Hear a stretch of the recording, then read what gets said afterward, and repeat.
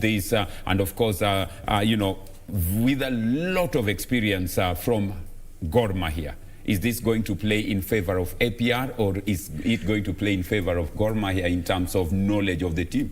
I think it's going to play two sides. One is that because Tuisenge knows very well about Gor Mahia, he's been there, he's done so much with Gor Mahia. But again, we have that advantage. You know, this is a team that has brought him where he is, and he might perhaps have that, you know, that fear that if I'm going to score against Gor Mahia, it made me who I am. So we have Tuisenge, who is, I don't know, if I were him, perhaps I'll cool down and be able just to play my game. But I think it's going to be under a lot of pressure to ensure that perhaps he gets a win for APR. But again, on the other side, Gor Mahia knows him very well. They've been with him. They know his tactics. They know the dangerous areas where he can exploit and get a goal. And I think the coach is going to make sure that perhaps you will not be able to see much of Tuisenge today.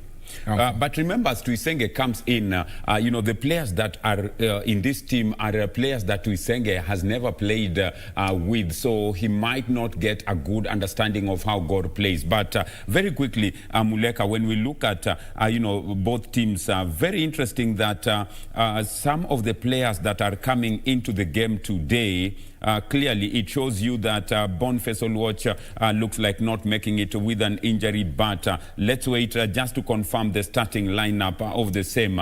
Gad Matthews, the Gor Mahia goalkeeper from Western Stima, if he gets the nod, he's never played this kind of big matches, CAF continental matches. Do you think he has what it takes to be between the sticks within the 90 plus minutes? I think he will, because remember, the big man who's been getting #1 is injured. And if you are called upon, what we know in football, that the time you get that opportunity, you have to use it. And I think this is going to be the stage for Matthews to ensure that perhaps today is going to make sure that Gor Mahia actually keeps a clean sheet. Because that clean sheet today, and Gor Mahia getting just one goal, is going to make Gor Mahia to go across that line. And I think it's going to do well, despite the fact that #1 is out of today's match.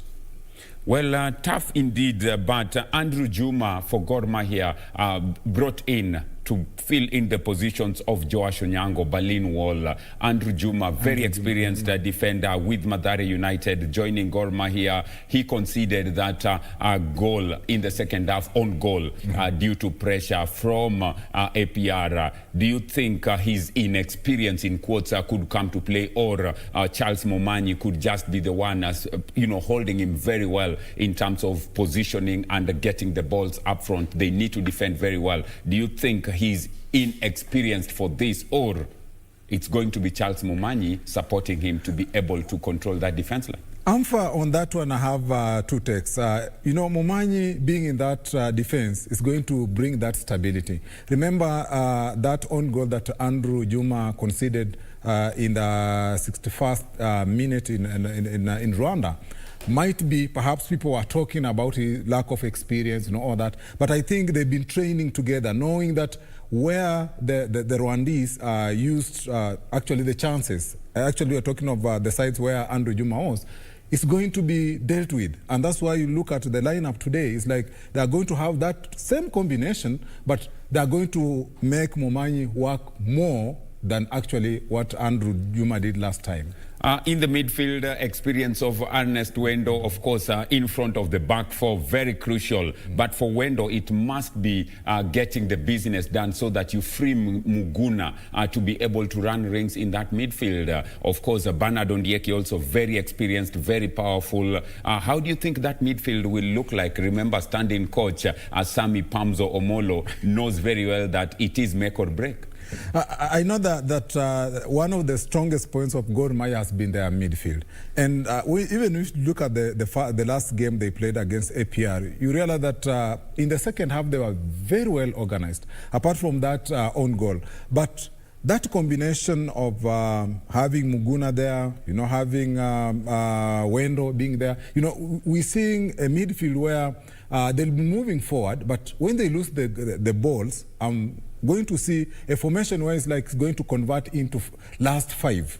You lose the ball, you come back and make the midfield to be very tight to ensure that the APR will not get the chances. And again, we are talking of when they move forward, I'm going to see again the involvement of Muguna moving forward and also coming to cover for the defenders to ensure that there is enough space in the midfield for the likes of Omala to actually be able to excel and perhaps get a goal or two.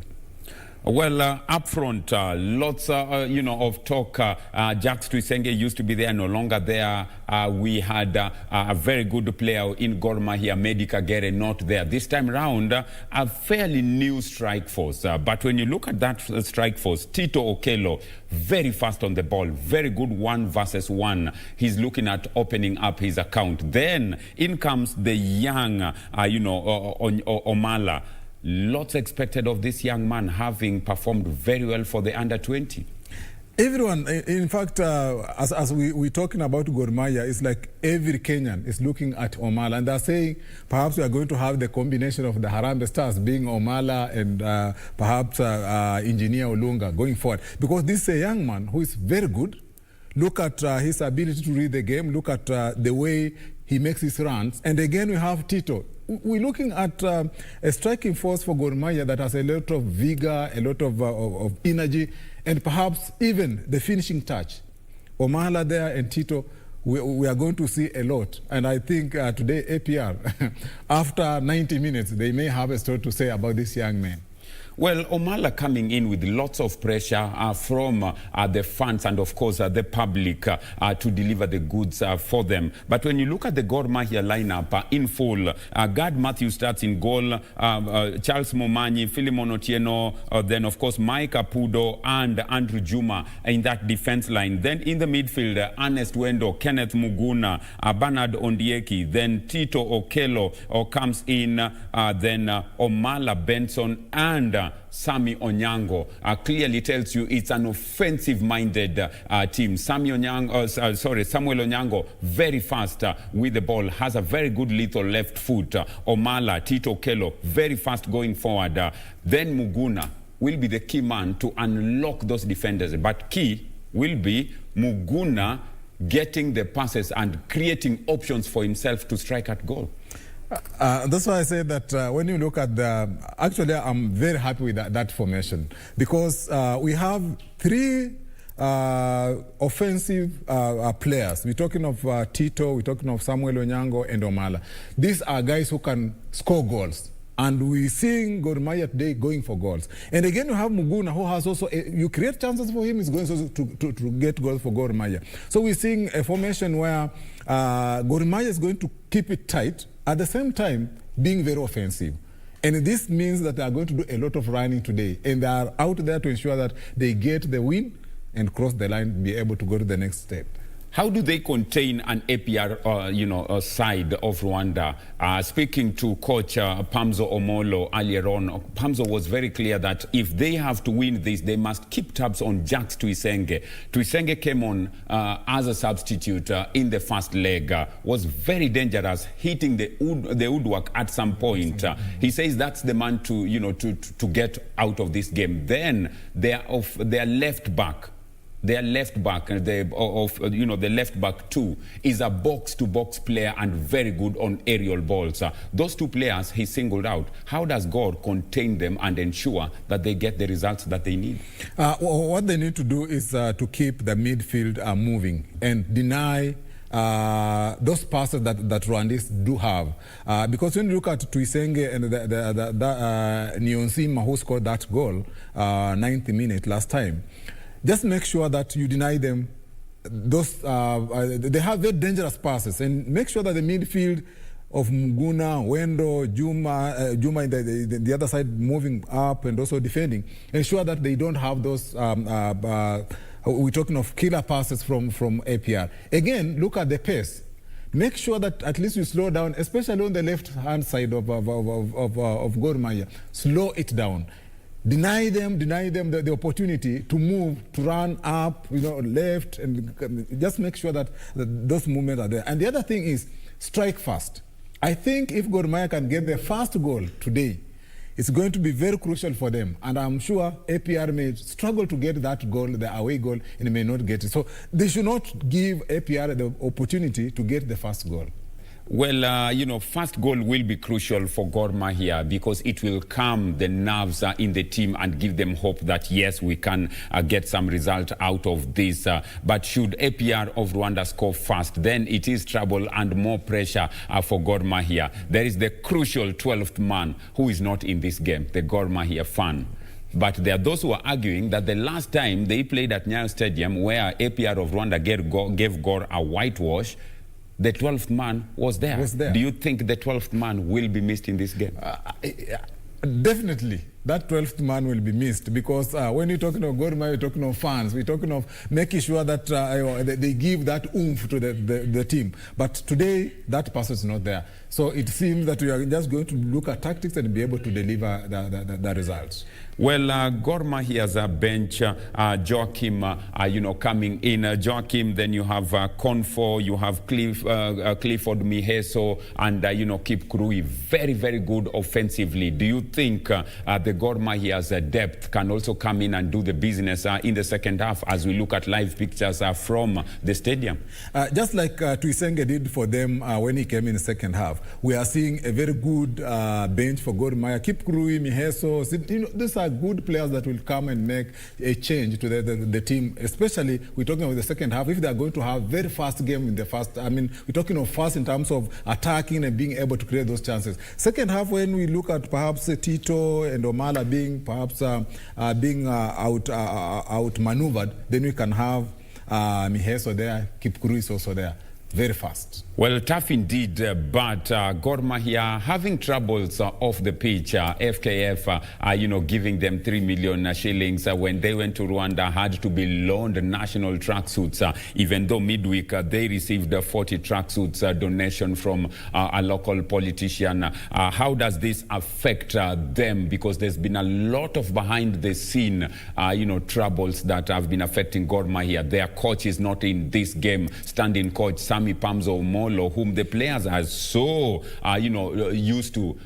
Do you think this will affect their performance now that they're playing at home? You know, Amfa, there are two things about the same issue. The first is that you go and play very well so that now you attract people who are coming in to help you in terms of sponsorship. And the second one is you don't perform very well and then you miss out. And I think Gor Mahia are going to perform.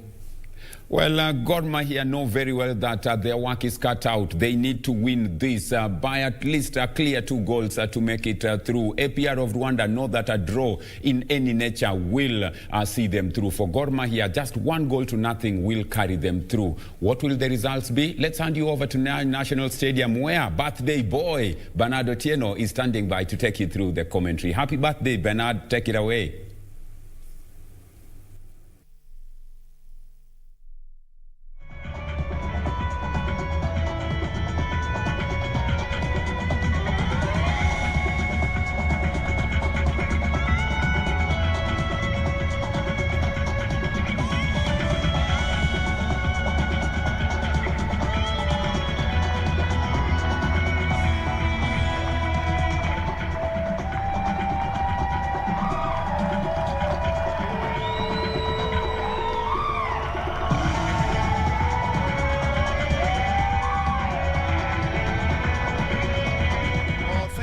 Studio for those birthday wishes as well. It's one of the best gifts you can always get at a time like this, to get to work and also to enjoy yourself. Yes, it's a big match today. It's a 2020-2021 Total CAF Champions League match, the second leg. That will be the return leg match, beating Gor Mahia of Kenya and APR of Rwanda.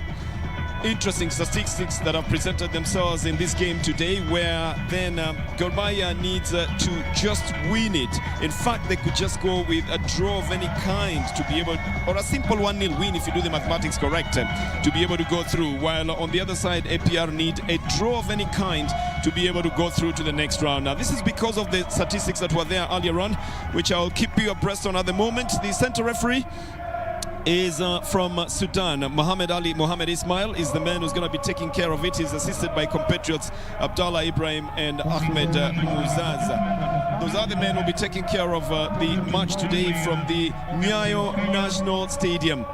Recently refurbished, looking very beautiful, but of course the match being played in an empty stadium in adherence to COVID protocols, and as per the Ministry of Health in Kenya instructions, fans are not yet being allowed into the stadium, although football has already been said to be a low-risk sport at the moment. But in terms of the fans, now that is yet to be sorted out. So we'll be waiting to see what will happen here today. The 57th edition of the CAF Champions League and the 25th edition and current CAF Champions League format is the one that brings the two teams together.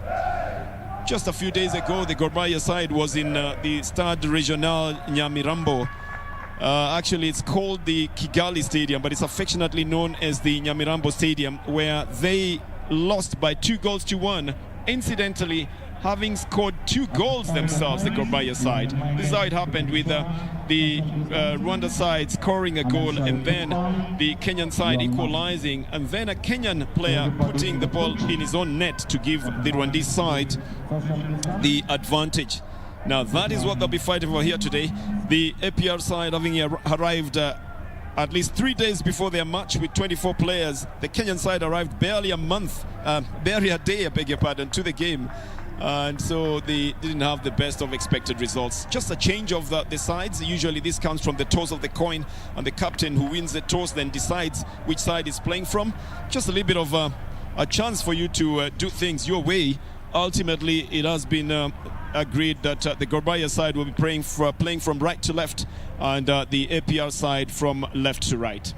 Now, one man will be making a very nostalgic return to this side, but I'll tell you about that in one moment. The coach of the side obviously has got a good squad to choose from, and has decided he's going to go with a little bit more of what he had earlier on, and that is gonna bring the team that did duty in Kigali in Rwanda being the same team that will be taking the game today. Well, your sports partner KBC then brings you this match live from the Nyayo National Stadium with KBC, your sport on. And any moment now we'll be going into this match. Interesting transfers have been done, especially on the Gor Mahia side, who released about 15 players and picked up a couple of others who they needed on their side, including one youngster who will be probably the man that we'll all be watching out for. It's been said to be the missing link in the attack for the Gor Mahia side. The Rwanda side, the Armée Patriotique Rwandaise, knows that as soldiers they've got to attack and attack. The Gor Mahia side will have to do a lot of defending. Right into the middle, and an initial task will be to open up the match and find out where you're working from. Tito Okello crosses the ball, it's intercepted out for a throw-in. It's going to be for Gor Mahia. Tito Okello, recently signed from Vipers in Uganda, is now doing duty for the Kenyan side. Incidentally, the Kenyan league has attracted a very good number of Ugandan players, more than probably the Rwandese side has. And well, this has been given to the Rwandese side. We'll get to know exactly why that went that way. And all the way back to the very new goalkeeper on the Gor Mahia side as well, Gad Matthews Otieno. Also a new signing for the Gor Mahia side. Long ball up at the front and a big chase coming from Benson Ochieng, the youngster who Gor Mahia has said they were waiting for. That doesn't connect very nicely, and it's heading towards the touchline here. But the speed with which the youngster took off from the midfield, I think, is what makes him a very powerful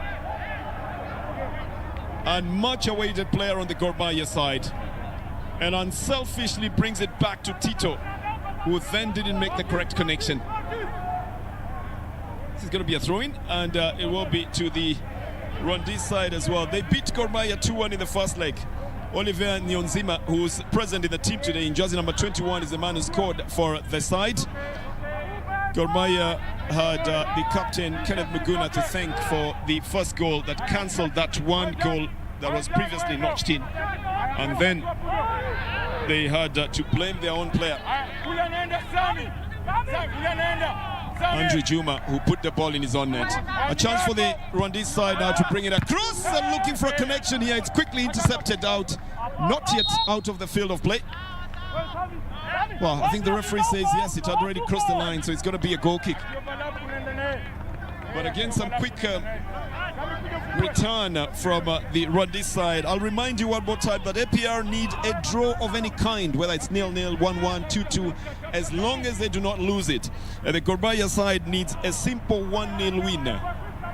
Well, at least one goal, because they scored an away goal, and that's a big advantage. It's going to be a throw-in for the Rwandese side, who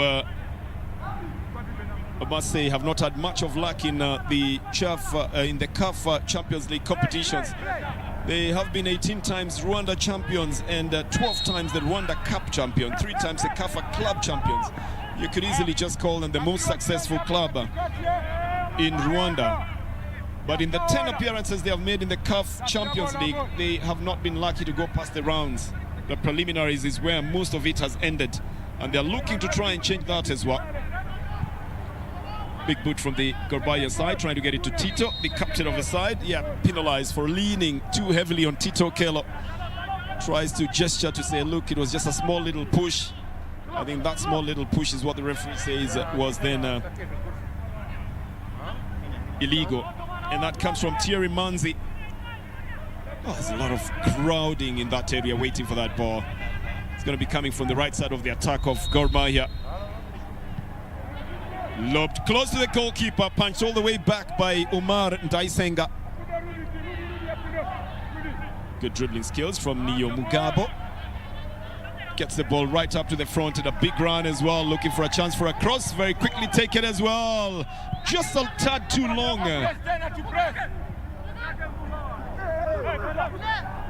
Well, the attempt to cross it back in doesn't quite work out.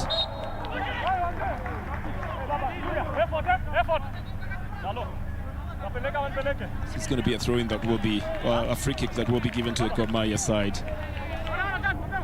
Well, you might not be able to identify the players at close range, given the fact that we are largely on the long shots. But yeah, we'll get you through the 90 minutes of this game, and I'll be flying you solo on this one. It's a throw-in now for the Gor Mahia side. Now that interception by Benson Ocheng, well, you know him as Benson Omala. Sends the ball off the field of play. He's just gotten back from the Under-20 championships in Tanzania, in which Kenya was placed third. And it was a lot of relief on the Gor Mahia side when he finally joined the team, because they say that's what they were missing in terms of the striking. And quite happy to have him here. Kenneth Muguna brings in a cross. This was going to go directly to the goalkeeper, so no trouble to him as well. Looking for a chance to start it. Just trying to analyze what they're playing at the moment. It looks like the Rwandese side is preferring to play a 4-3-3, or if you'd like a 3-5-2, because it turns into 5 midfielders every time and then 2 strikers up front. The Gor Mahia side is on a 4-3-3 with Tito Okello and Benson Ocheng, the strikers up front, and assisted in the midfield. Well, this goes off the field of play. It's going to be a throw-in. There's a little bit of a shadow that will be lurking there just in front of your picture, and that comes from the fact that the sun is setting on this other side, and the canopy, newly refurbished as well, Nyayo National Stadium, will provide that shadow most of the time. This is an attempt to try to get to the man Jacques Tuisenge. I'm sure he's got a little bit of a confusion in his mind as well, because he played for Gor Mahia with good success that earned him a transfer to Petro Atletico in Angola. And so he makes a very nostalgic way back to Gor Mahia. He said earlier on, if he scored for Gor Mahia, if he scored for APR of Rwanda, he will not celebrate because he will have scored against a team that he loves as well, and that he played for with good success. That's the center referee, Mr. Mohamed Ali Mohamed Ismail. I deliberately decided not to give you the full name of the second assistant referee, because it would fill up the entire space if we were to write it out. He's Mohamed Ahmed Muaz El Toum Mohamed Ahmed from Sudan. I think we'll just call him Mohamed Muaz for the moment. Second assistant referee is Mohamed Abdallah Ibrahim.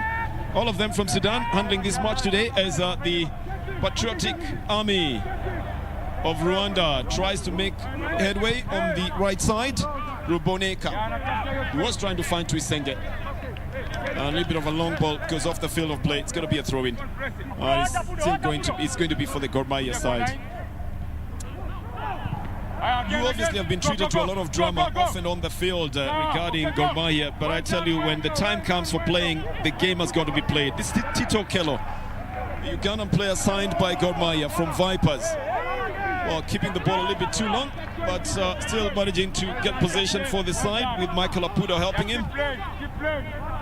Now Andrew Juma plays it onto the right side. Juma himself just recently signed from Madara United. The Gor Mahia side losing possession, much to the unhappiness of Charles Bomanyi, in which case then he should make sure that he's not losing it very easily.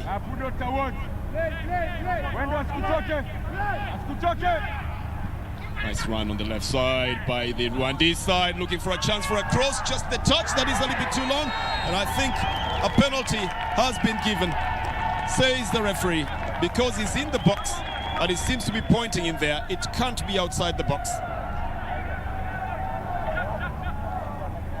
Mr. Muhammad Ali Ismail is going to check on the player, but he's made a decision and he was pointing towards the spot, and a yellow card will be coming as well.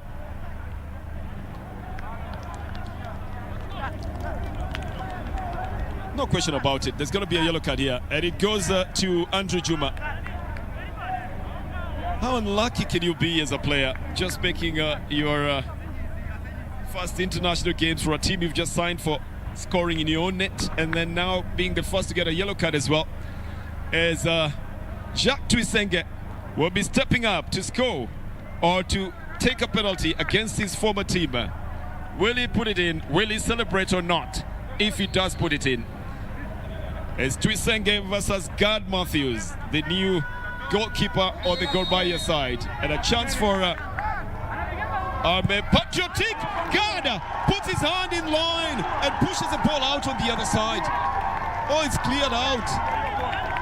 Well, Tuisenge was certainly not going to be in the proper mind frame to be able to take that penalty against his former team. Well, you've got to put yourself into a little bit of a psychoanalysis on the player.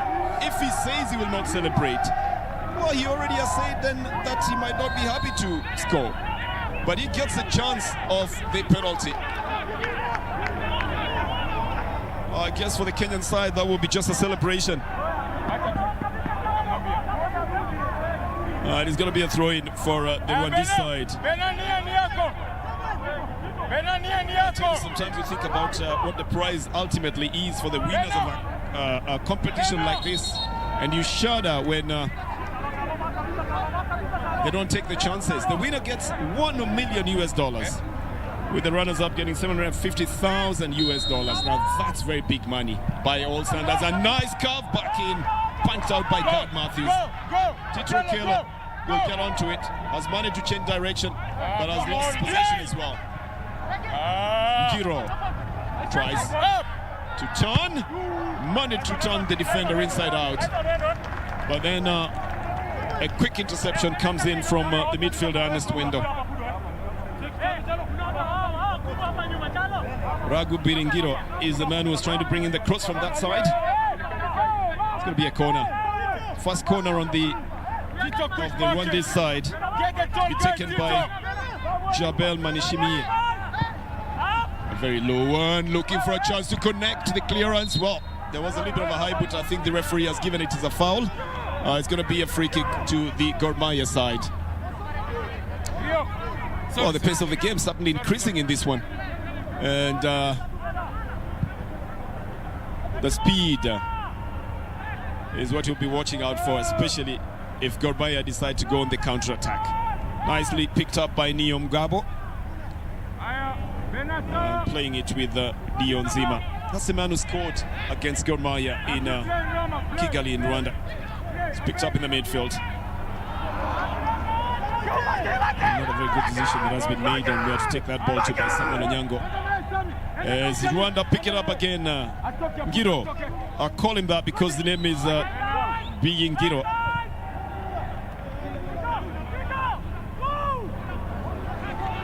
With a chance again to bring in a cross from the left side. A low one. I don't think it took an interception. No, it didn't. So it's going to go out for a goal kick.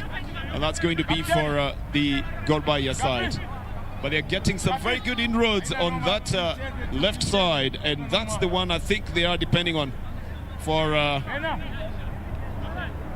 the crosses to come in.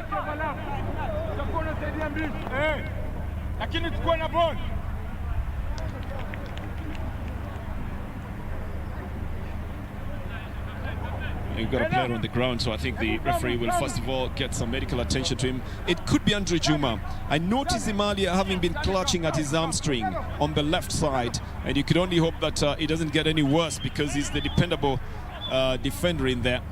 I could be wrong though. Let's just wait and hear and get closer there and find out who it is.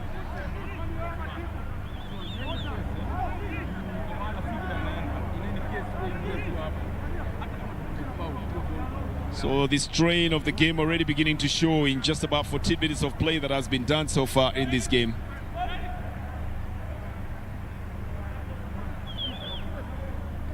And of course instructions will be passed on. The few minutes that we have played, the Gor Mahia side has conceded a penalty, but which has been saved by the goalkeeper, Gad Matthews. They've tried to create a chance up front. That's Charles Momanyi actually, who was feeling a little bit of a strain on the side. So it's not the central defender, Andre Juma. I thought it would have been Andre Juma. Gad Matthews sends it forward. A challenge by Omala, but he's beaten to the air tackle by Thierry Manzi. But Gor Mahia will still take it off the left side for a quick throw in.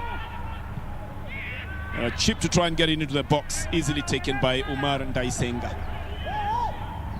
Starting it on the right side. Well, you've got to admire the work rate of Tito Okello, but he's alone most of the time, so he needs to be supported. As APR try to go in through the right side, Omborenga loses the ball. It's going to be a throw-in that will be taken by Michael Apudo to Tito. Again, just the first, well, you can call it the second ball. The control of it is what lets Tito down.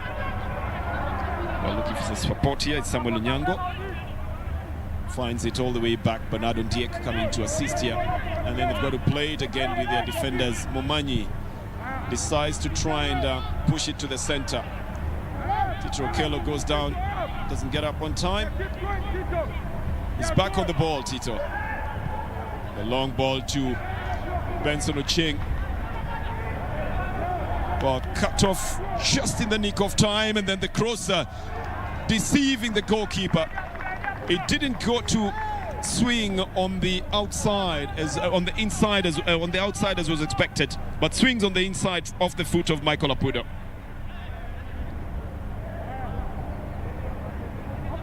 Well, you normally expect a kick on the left side to swing a little bit on the outside, and that's why the goalkeeper was already moving off his line, and then it decides to have a mind of its own and starts going back. It's going to be a corner again towards the goalkeeper, who's got a little touch. That little touch is the only one that gets it off the heads of the Gor Mahia strikers. Well, Tuisenge assisting his team to move the ball slightly forward. This is going to be a free kick. It's going to be a foul here. The intrigues of this game is such that Gor Mahia must be very careful not to concede and then have to work very hard to score the goal. And that's what is worrying the coach as well. He's wondering exactly what he needs to do to make sure it stays as he would like it to stay. Adil Erade is the man as the Gor Mahia side put the ball in the net. And it seems like Samuel Onyango will be taking the celebration. What does the referee say? Ladies and gentlemen. Well, the celebration is on. The referee is attending to a player on the other side, but Samuel Onyango has led the Gor Mahia players in a celebration here.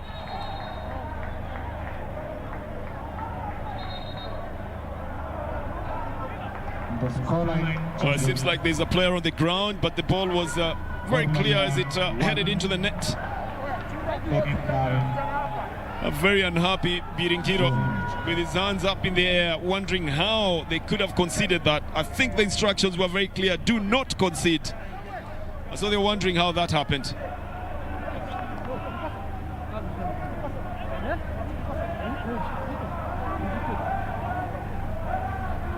It's 1-0 in favor of Gor Mahia. Not much of celebration, of course, that you'll hear at the stadium because it's being played without the fans, or if you'd like, behind closed doors. Yep, Mr. Mohammed Ali Mohammed, the referee himself, taking a swig of water, must be feeling a little bit of the intense heat that has been accompanying every day that then comes with rain as well.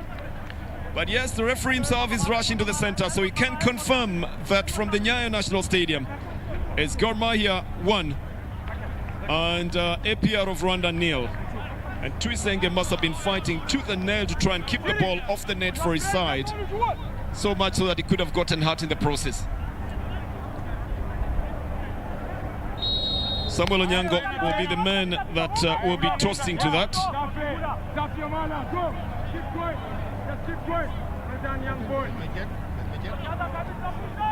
Well, there you see it again. Having been pumped from a little bit of the outside. Well done, Tito, that's better. Okay, yeah, good. We're back into the game then. 1-0 for Gor Mahia with the Rwandese side now chasing the game. A game in which they must just have a draw. A game in which Gor Mahia needs just a 1-0 win is the one that is in the offing at the moment. Just to remind you that Gor Mahia have a standing coach in Sami Omolo.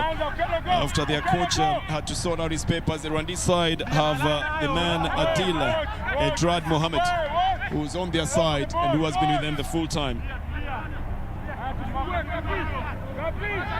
It's going to be the Gor Mahia side starting the build-up from the right side. And so Gor Mahia has got to learn to play without the 12th man. That just means there's going to be a couple of matches that will be played without the fans, and that means they will have to learn to play with the fans. The fans of the Gor Mahia side are known as some of the most passionate in Africa, and obviously will always help to push the players up. Referee says, look, I see you and I see what you're doing, so don't do it again, and stops play momentarily to address a little bit of a difficult situation between Gor Mahia's Bernardo Ndiek and the Rwandese player.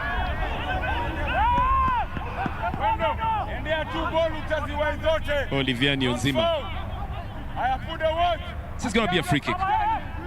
There's obviously going to be a little bit of a more physical challenge that will be coming from the Rwanda side at the moment, because they realize that they have to actually make sure nothing else happens beyond what is going on now, and that they try to levelize. They also know that they already had a chance to go ahead when they missed the penalty. It's a very low one taken by Mutsinzi. Tries to head it further up front. And of course Ernest Wendo made sure it doesn't go too far off. Nicely taken by Rubonika. Plays it out on the left side. And then Nyonzima looks for the speedy midfielders. Tuisenge doesn't get onto this one that comes off the foot of Manishimwe, who's the faster of the midfielders on the APR side.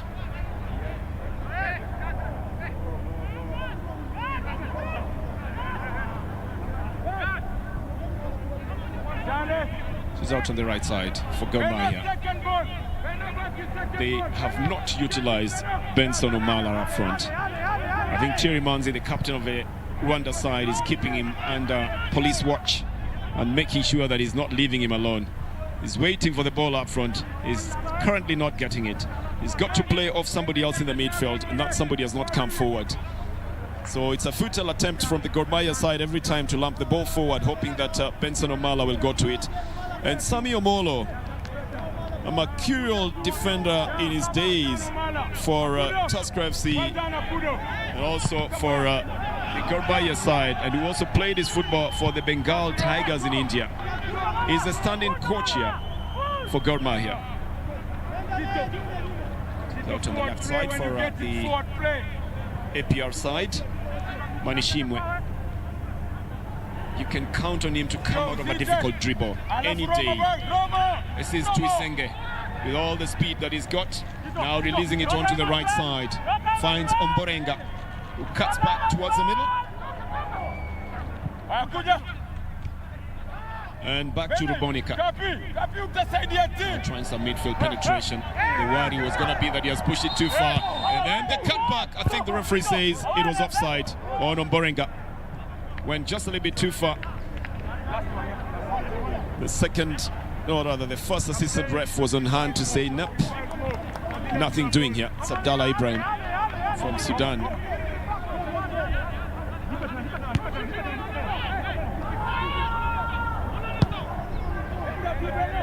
It's a big push forward now. Here is Benson. He's offside. They've got to find the correct run for him. He's very speedy, but he's got to time his run correctly. And he's got to play off somebody else in the midfield. I don't know if that will be Bernardo Ndiek. I don't know if that will be Tito Okello or if that will be Kenneth Muguna. But they seem to have left him out as the out-and-out striker on his own. And not much feed is coming to him. Manishimwe out on the right side, trying to get Biringiro. Very hard fight by Biringiro, but he doesn't get the ball again. Just lumping it forward, and that is going to be the problem. Yes, they're trying to pace him up, Benson Ocheng, also known as Benson Omala. But if they keep pushing balls that he cannot get to, he's going to get a little bit tired. And when he gets tired, there's going to be a little bit of disaster.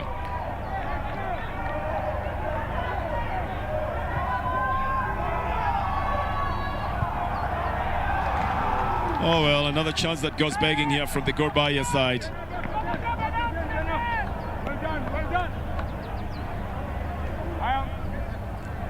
And this would have been another chance for Gorbaya. I think it took a little deflection, but the referee decided that wasn't what was going to be seen there. So for Tito Okello, accuracy is going to be a very important thing. And Bernardo Ndiek as well. Again getting it off the right side. With Muguna, chips it towards the center. Omala was already diving out for it, but the defender gets there ahead of him and sends the ball off the field of play. And so Omborenga, Fitina Omborenga, got ahead of Omala, and that is what saves the situation. A nice lift on the right side here, and yes, Omborenga just comes out quickly enough, and Omala doesn't get there as fast as he should have. Well, let's put it this way, Omborenga gets there ahead of Omala, and that's what happens.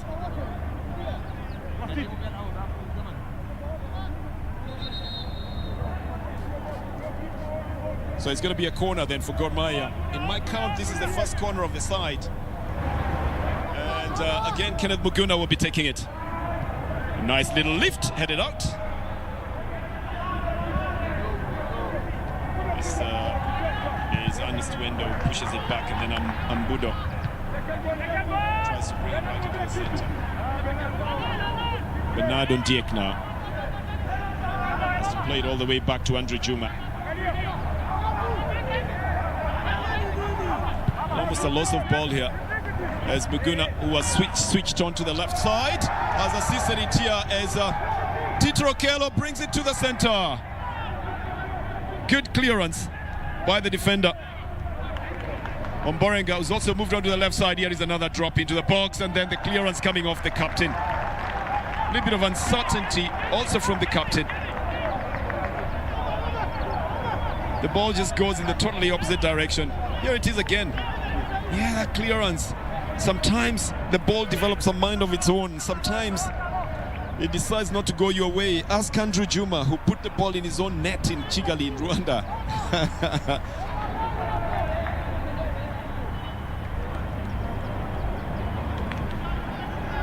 Not exactly sure if they'll want to do a substitution at this moment, but it looks like that's what they're planning. Quite early in the game. In my count, just about 27 minutes of play. And the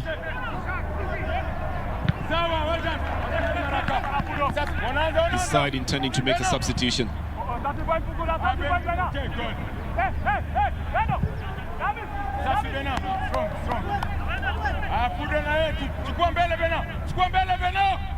This is Tuisenge who got sent to the ball and then tried to deliver it again.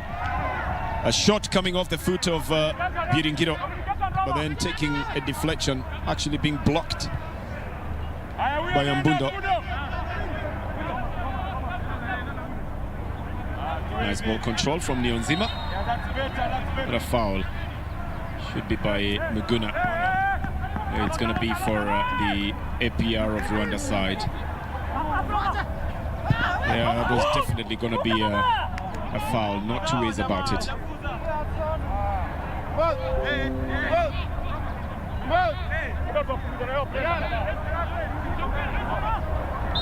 So there's going to be a substitution quite early in this game for the Rwanda side. Quite an unhappy moment for the substituted player. Claude Niyomugabo is the man who has been substituted. And his place has been taken by Yannick Bizimana.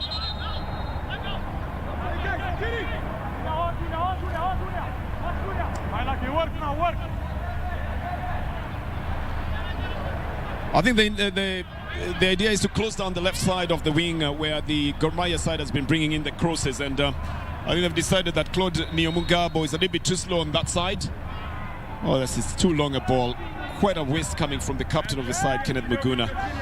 And I'll pardon you if you think that the game is looking a little bit too casual, especially from the Gormaya side, not looking like they've settled down into it. In fact, the APR side is looking more serious about this game. Here is Citro Kelo. He's picked up a loose ball, goes for a shot directly into the hands of the goalkeeper and punched out for a corner. Goes for power. When you go for power, what happens is you usually will give up on precision. He could have gone it if he wanted, turned the defender inside out, but he decides to go for power. And Umar Ndaisenga equally lives up to the task and sends the ball off the field. It's going to be a corner. Not sure why Kenneth Muguna is not in a hurry to take it.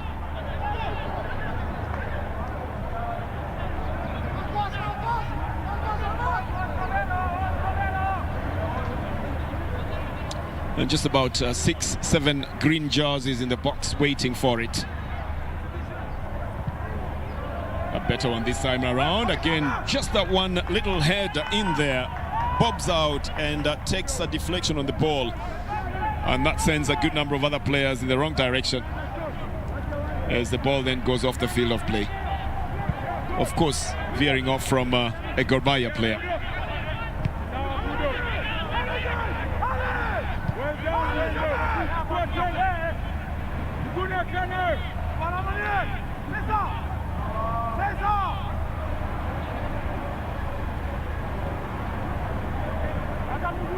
APR of Rwanda have started it on the left side.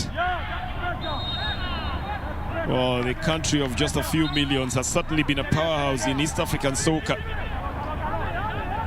Affectionately known as the land of the 1,000 hills. The Pays de Mille Collines.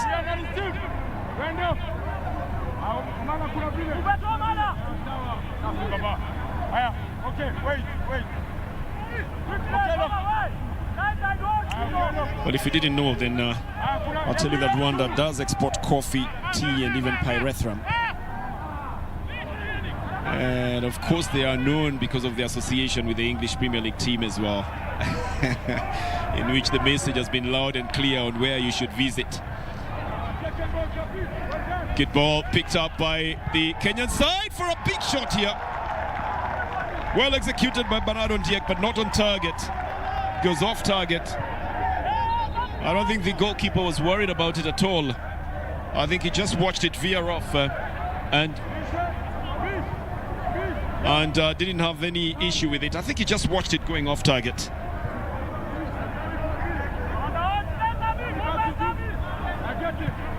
And Rwanda will start the build-up again. Jack Tuisenge really had to work hard, and coming in more as a midfielder than anybody else in this team today. Has lost his footing. Ruboneka salvages the situation, sends the ball to the captain Manzi, who then releases it quickly to the left side. And that's a dribbler you've got to watch out for. Yeah, very adept on that left side. Two diminutive players, but very quick. Includes Manishimi.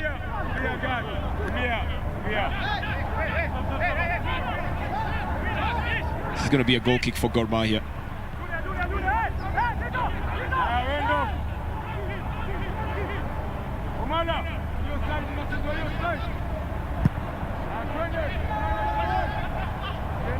This is headed back into the midfield. Well, the APR side has tried exactly what they wanted, to bring in the crosses from the left side, and ultimately it's toned down, and it's not coming as much as they expected it.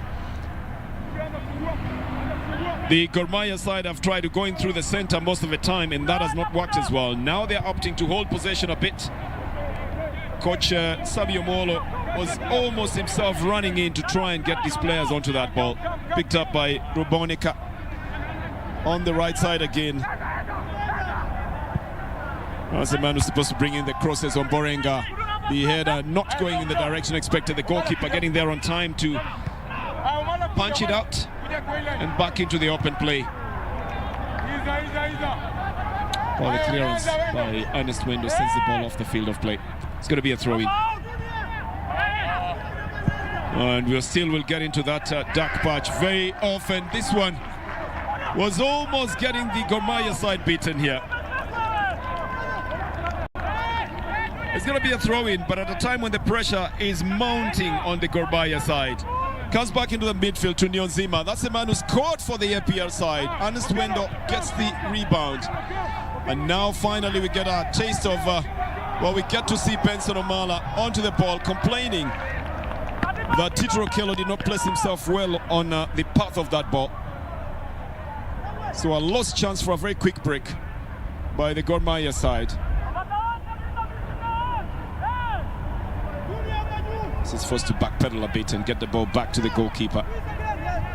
Daisenga then plays it out to Musinzi. Well, you'd have thought that Tuisenge was going to be the out-and-out striker, but I think he's become the decoy striker. And all attention has been shifted away from him. And Yannick Bizimana, who came in as a substitute, is the one who's now playing as a central striker. They've obviously got Manishimi to watch out for. As Ruboneka comes in.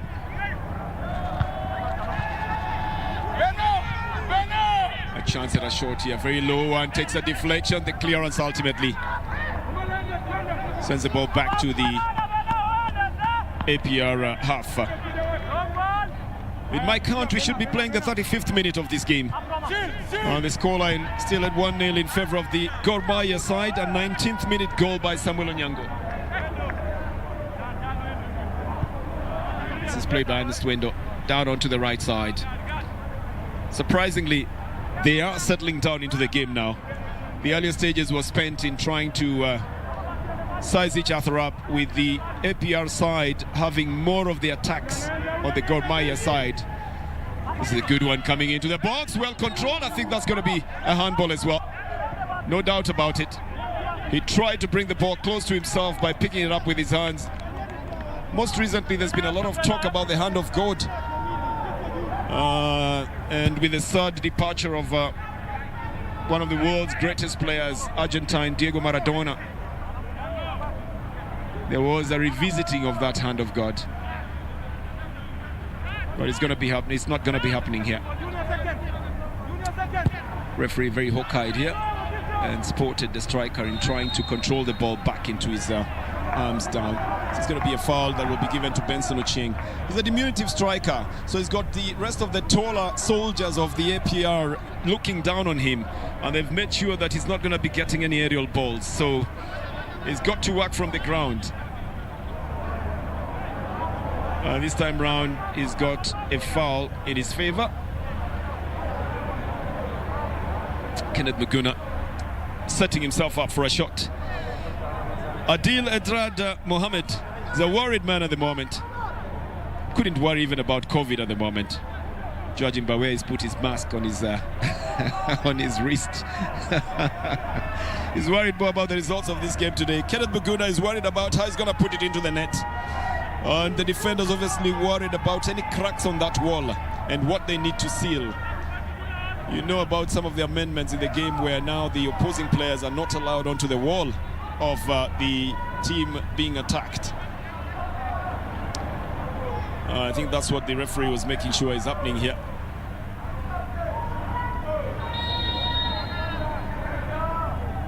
Kenneth Muguna, the captain of the side, very low and right into the wall, tries to go back for a rebound that doesn't work out. He's got all the APR defenders back in that area to try and make sure that he's not going to be losing that ball. This is a foul. I think the referee says, look, it's a yellow card. Not exactly sure what he did, but Samuel Onyango is going to get himself in trouble.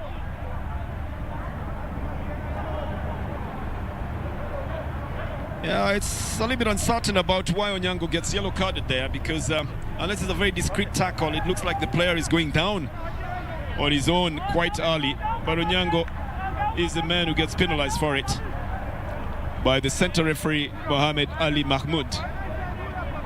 So 2 men he's got in his books, and they're both from Gor Mahia, Samuel Onyango and Andre Juma. And a free kick to APR of Rwanda. They beat Gor Mahia 2-1 in the first leg at the Kigali Stadium, famously and affectionately known as Nyamirambo, with Olivier Nyonzima scoring, and that was in the 9th minute. And it was cancelled off by Kenneth Muguna in the 28th minute, with Andre Juma then putting the ball in his own net. The Rwandese side came out tops in that first leg match.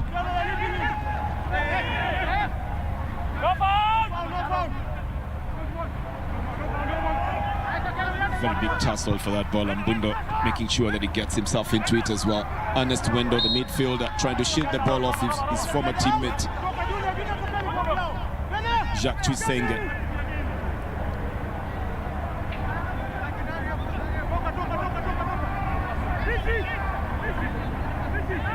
It's going to be a free kick here.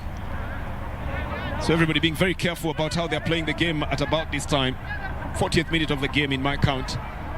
And there will be tired sides, of course, knowing that it's only 5 minutes to the break. But I've been told before by people in the know that those are some of the most dangerous times in a game of football. Just minutes before the break or minutes after the start. It's going to be a throw-in for the Gor Mahia side. Yet to kick a ball in the Kenyan Premier League, the Gor Mahia side. The league just started recently anyway, with just the second round being played now. And some teams will be playing the third round this weekend. But for Gor Mahia, well, they still have to prepare for this as well. Tito Okello losing possession of this one. He gets the interception. It's going to be a free kick here that will be given to APR of Rwanda.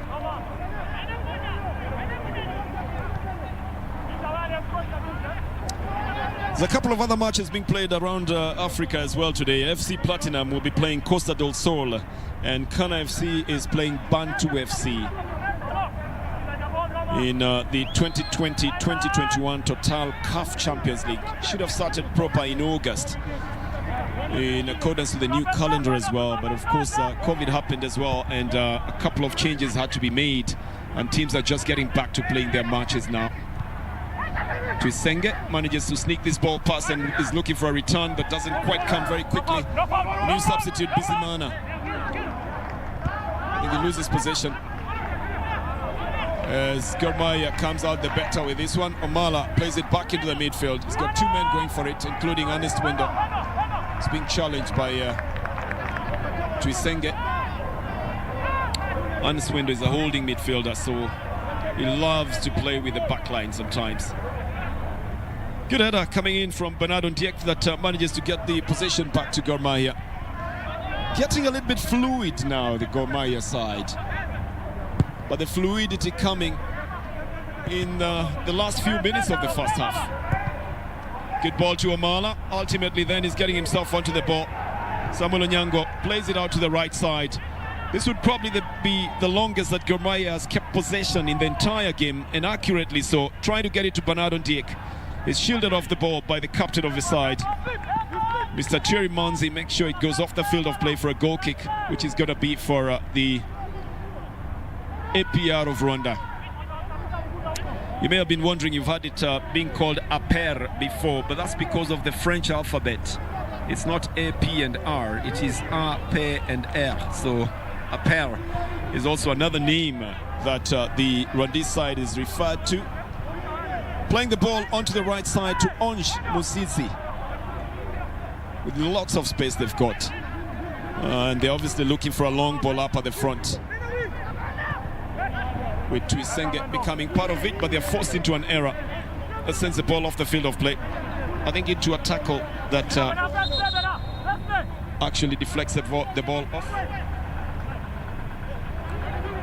The technical officials get very busy. You know that coaches get tired sometimes, so they deploy other people to give some instructions as well. But Sami Omolo, also known as Pamzo, is the man in charge of the Gor Mahia side. He let his assistant get in there, and now he's gotten back onto his feet. Omala was looking for a return ball this time round. It just doesn't go through. Niyonzima will pick it up. There's always the anticipation of what might happen if that ball goes through. But that excitement is always cut off by the ball not going through, which results into a little bit of an anticlimax. It's going to be a throw-in, I believe, for Gor Mahia.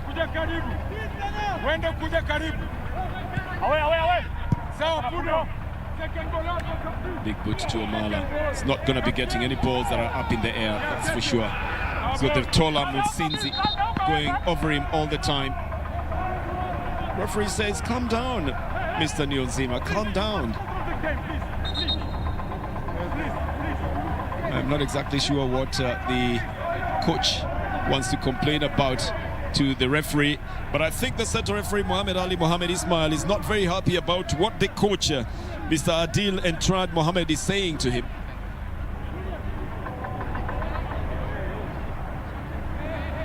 I'm not sure if there could be a language barrier in there or what would be happening in there, but I'm sure the coach was not happy with what no, the referee was not happy with what the coach was telling him.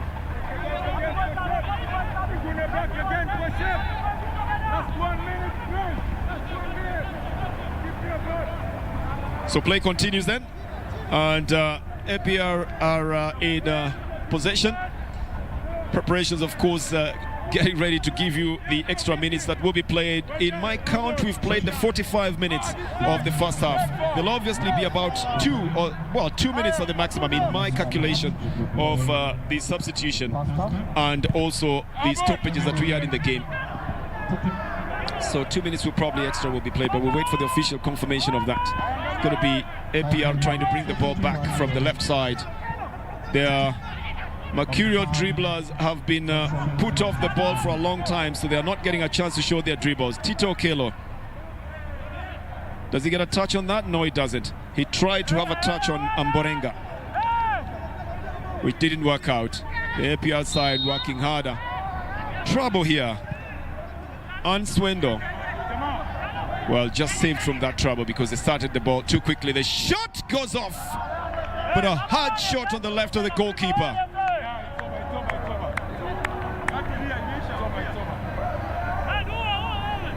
Looking at a chance just with the last few seconds of the game, and the shot coming off Manishimiwe. We say some of the most dangerous times are those times when it's almost time. And Gerd Matthews was forced to stretch himself, at least to just make sure that this one is not going anywhere. I think the whistle has gone for half-time. A half in which the Gor Mahia side has come in a little bit late, but in which Gor Mahia is leading by 1-0, courtesy of Samuel Onyango's push into the net in the 19th minute. What's the coach telling the referee? The Rwanda coach, Adil Entrad Mohamed, seems to want to say something to the center referee.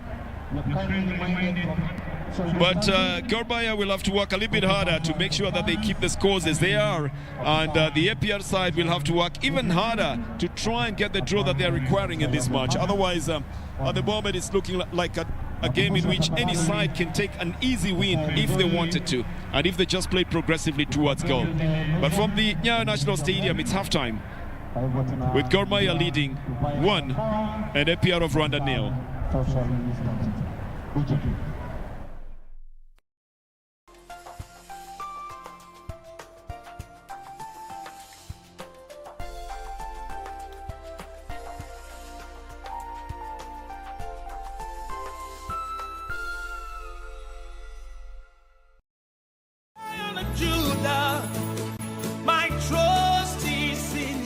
Jumapili hii kwenye runinga ya KBC, ungana naye Askofu Michael Wanderi wa kanisa la Christian Foundation Fellowship Kiambu kuanzia saa 1 hadi saa 2 asubuhi. Ningetaka nikwambie, our Jehovah God, because the Bible says he is the same yesterday, today and forevermore. He is able to take you to a place of abundance. He is able to take you to Rehoboth in the name of Jesus Christ. Kipindi ni neno la neema, ukiletewa naye Askofu Michael Wanderi wa kanisa la Christian Foundation Fellowship Kiambu.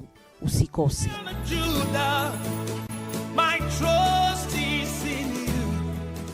Tonight on KBC Channel 1. I wish I'd carried my hammer today. I would have utilized it on you.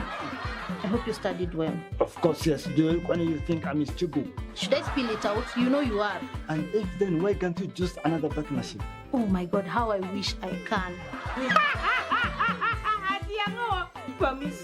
Hey, as if you know what it means to be a friend. And that is the problem with you women. Why is it so hard for you people to move on? Clearly, I did. Like it never happened.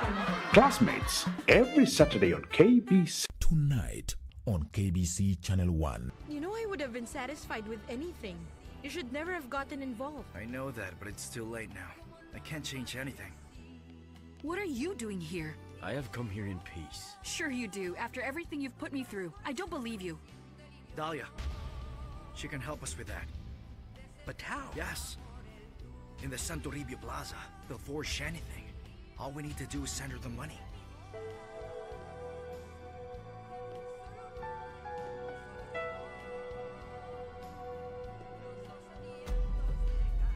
Hurry, doctor, hurry! Quickly, we're losing him.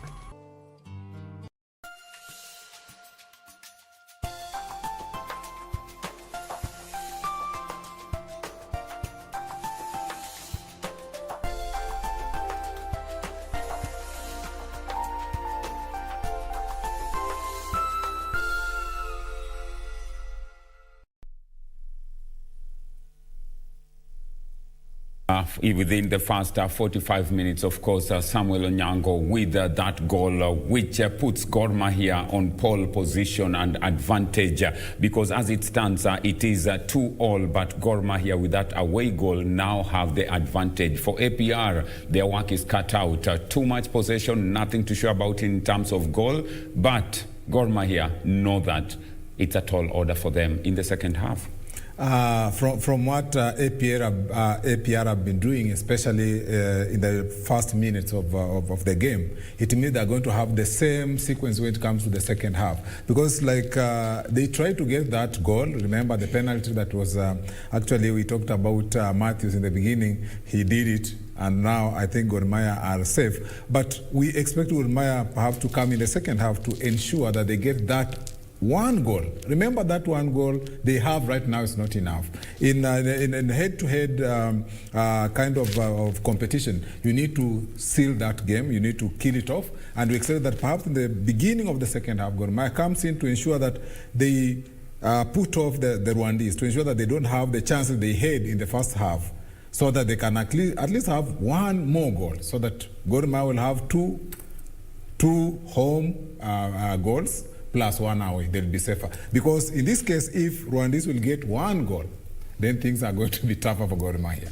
Let's talk about the approach by the Rwandese team. It's so clear. They keep the ball, then they are very good offensively on the wings, and of course their left back Imanishimie, very, very little, a box-to-box player. It seems to be working for them. The only thing is that courtesy of Gad Matthews, it's still 0-0 saving a brilliant, penalty taken by Tuisenge, but his heroics, that's Gad Matthews, carried the day and saved Gor Mahia from going down.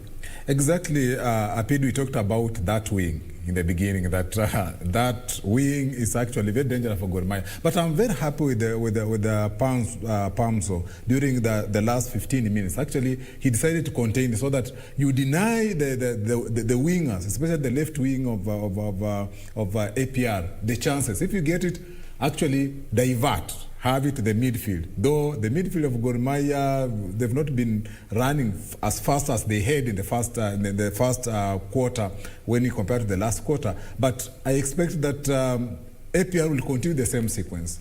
But Gor Mahia perhaps need to do a lot in terms of shutting down that left side of the APR. Talking about one key player for APR, Jacques Tuisenge, former Gor Mahia player, very, very good striker indeed. In most cases, you will not see his presence, but you will realize his presence when he scores a goal. So far, Charles Mumanyi seems to be getting Tuisenge out of the game completely with the man-to-man marking. Exactly. And we expected it. We expected it, especially the first leg when they played. Remember, APR did a lot of damage in that position. And today, Momanyi, together with though in the beginning, Juma was a little bit hasty and also rushy. But towards the end, it's like that combination is now working. And Gor Mahia might continue that kind of spirit, and they may actually grind more or get more goals. But that combination for me, Amfa, is working right now for Samuel Molo, and we expect that perhaps they continue the same spirit, the combination of Apudo, Juma, and Momanyi. Let's now look at Gor Mahia side. They started off very slowly in this game. They sat back and was trying to absorb the pressure from APR. Then they started picking up. Tito Okello seems to be the man doing the runs on the left-hand side. Very interesting that Tito and Samuel Onyango have changed, because Samuel Onyango is a left-footed player. Naturally, he plays on the left for Gor Mahia, but today he's more on the right-hand side. Gor Mahia coming into the game late into the first half, even after scoring a goal, they were still deep. Do you think this is something that needs to continue? And their main man, that's Benson Omala, has not been in this game as much. Could he be the dark horse that you'll only feel his presence when he scores a goal? We might, but again, let's look at the experience of the APR defenders. I think there was a clear instructions from the APR that the danger man here is actually Omala. Make sure that you man him. And then now that change between Tito and Samuel Onyango actually worked for Gor Mahia. And we expect in the second half, actually I'll not be surprised that Gor Mahia will start with a lot more pace in the second half than it was in the first half. Because they've understood that when APR started with that pace, they were a little bit sluggish, and they consider that penalty. And so we expect that in the second half, Gor Mahia are going to do a lot of damage in terms of pace. And actually, after perhaps getting that goal, if they are going to get the second goal, then they'll be able now to relax and be able to defend the way they were defending in the second quarter. Gor Mahia typically always known to be a very good team in the midfield. They control games, matches. They've got very good midfielders in the past who could control a game. Today, Ernest Wendo seems to be doing all the dirty works. Muguna has not stamped his authority yet in terms of spraying the passes that he's well known for. Then Bernard Ondieki, very forceful. Do you think this is as a result of an APR side that is pushing them, onto, their 18 so much that they cannot dictate the pace from the midfield? And if yes, what do they do in the second half to open up this Rwandese team? If I were the coach, actually, I'll stick with the same formation, because remember that Wendo is actually moving to the left to assist that wing, because they know that those guys are dangerous. That's why you'll find that actually Wendo is trying so much, but Muguna is not there. But remember, Muguna is one of the dangerous guys in Gor Mahia. You get a chance, he gets a chance from outside 18, and then it will be a goal. To keep Imanishimie at bay, the left fullback, is a box-to-box player.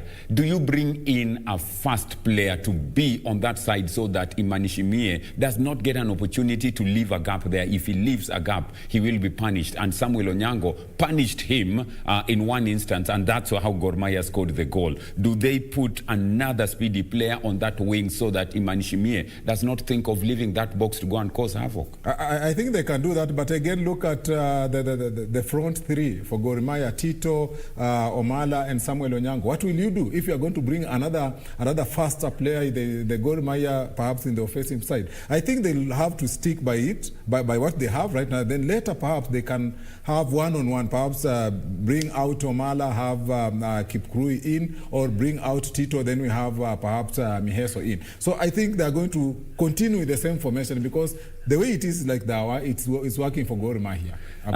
Tito, very skillful on the ball. He could have, scored a goal for Gor Mahia, one-on-one with the keeper. He opted for power, yet Samuel Onyango had given him options. Going forward, they must know that every chance must be converted, because this APR side looks like very composed, and it's a matter of time before they score a goal. If they mean to, they can go out there. What do they do? Because every chance must be converted for Gor Mahia, because a 1-1 draw, APR is through.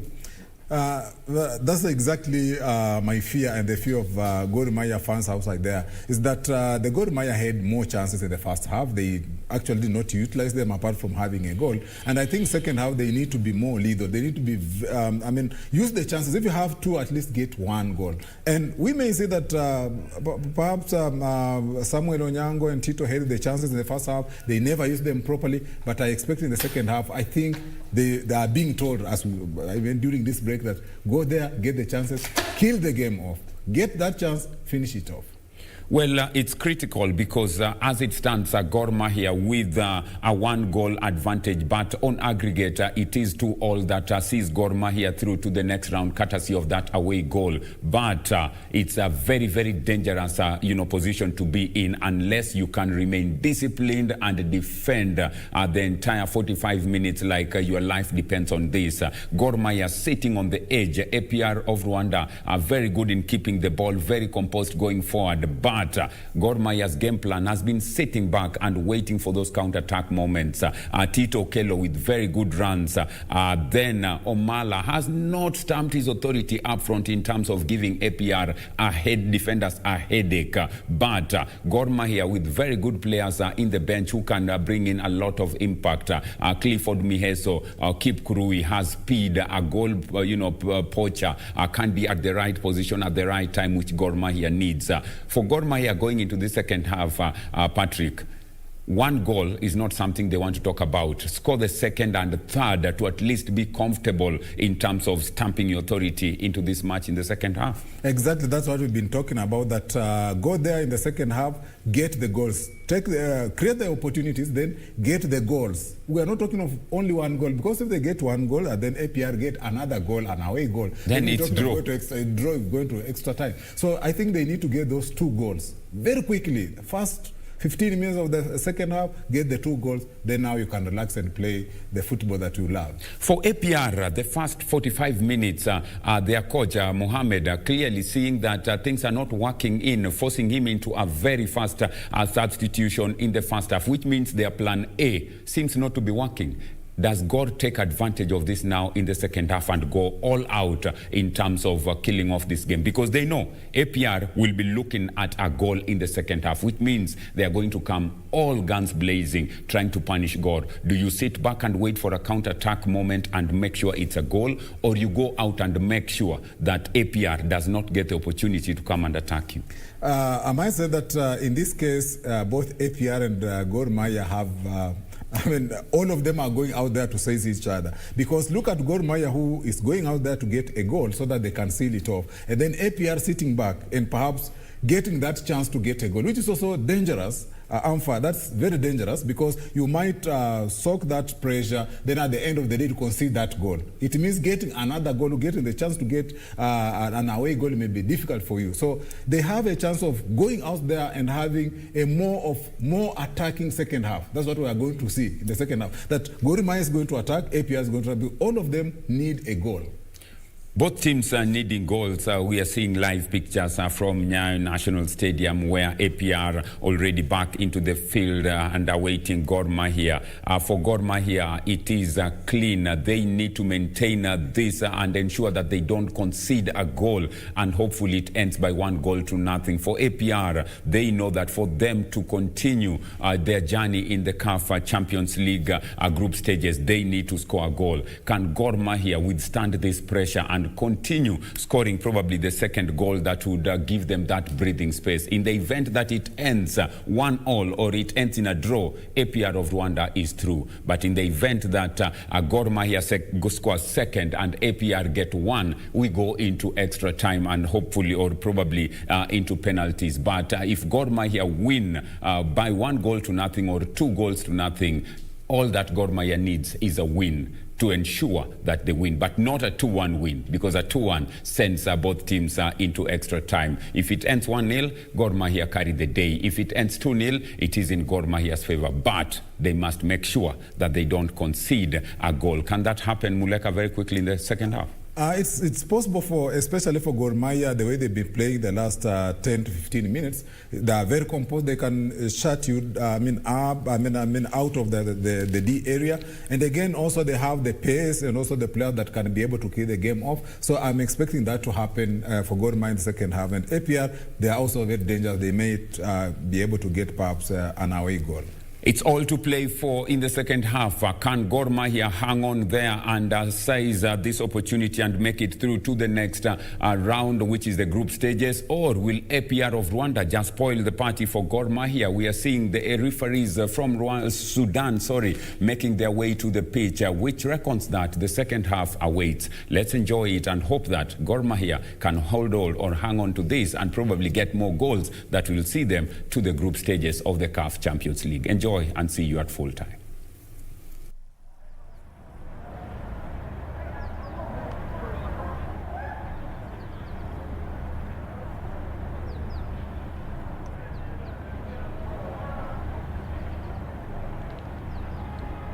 Well, thank you very much and welcome back to the Nyayo National Stadium. It is the 2020-2021 Total CAF Champions League second leg match between Gor Mahia and APR of Rwanda. Scoreline is currently 1-0 in favor of Gor Mahia, a goal scored in the 19th minute by Samuel Onyango. But that is not where the story ends. The story is that the APR side is pushing hard to try and get a draw, because a draw of any kind will see them going through. They have not gone past the rounds of the CAF Champions League in their 10 appearances in the CAF Champions League, so they really would like to make this different. On the other side, the Gor Mahia side need just a simple 1-0 win and they will be on their way to the next round. But the APR coach Adil Erad Mohamed from Morocco is really urging his team on, and well, we saw him at halftime trying to speak to the referee from Sudan, Mahmoud Ali Mahmoud, as well. Don't know exactly what he was telling him, but he seemed to have been unhappy about a couple of other decisions made earlier.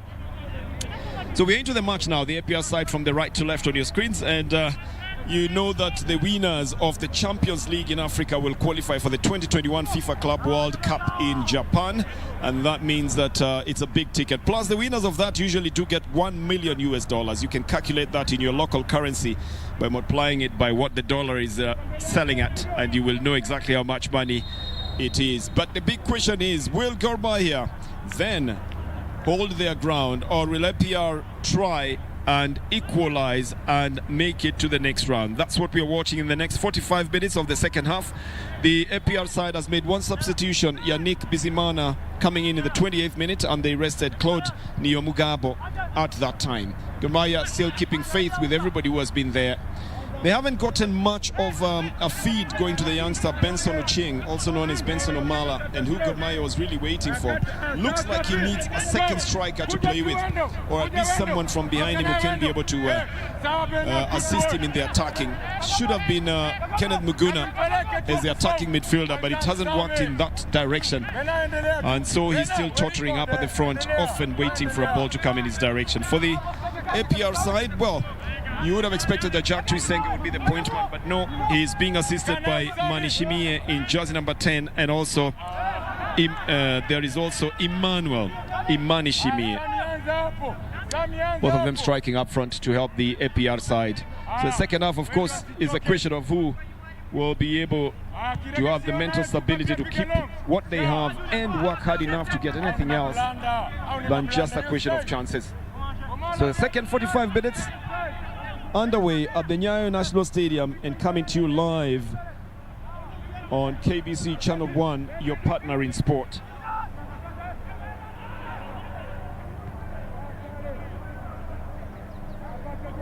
We'll wait to see what partnerships have been forged at halftime, the pep talk at halftime, and what it has done to the side. It's going to be a throw-in then for the Rwandese side, playing it to Tuisenge, manages to bring it back to the center.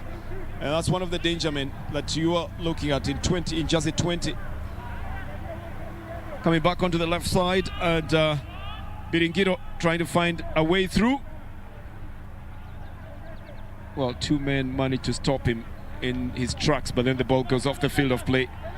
And a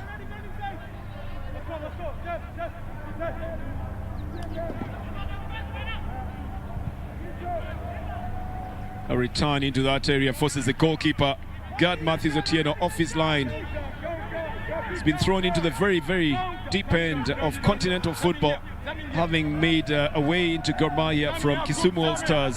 Good ball down on the right side for Gor Mahia. Samuel Onyango will catch it, tries to bring it back to Omala, who's obviously been blocked. And again, a loss of possession. Manishimwe is the one who tries to go for it. Plays it to Nionzima, who gets it back now.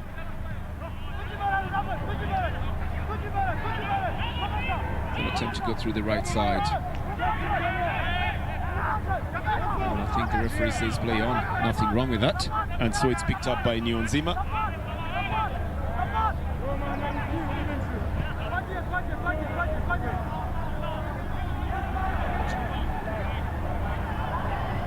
She's going to be played again on the left side by the Gor Mahia side. I don't know why they're slowing the pace down. Andrew Juma didn't seem to be in a hurry. They don't seem to be in a hurry to get the ball off their area. They're probably trying to draw out the forwards. Oh, this is a wrestling match, isn't it?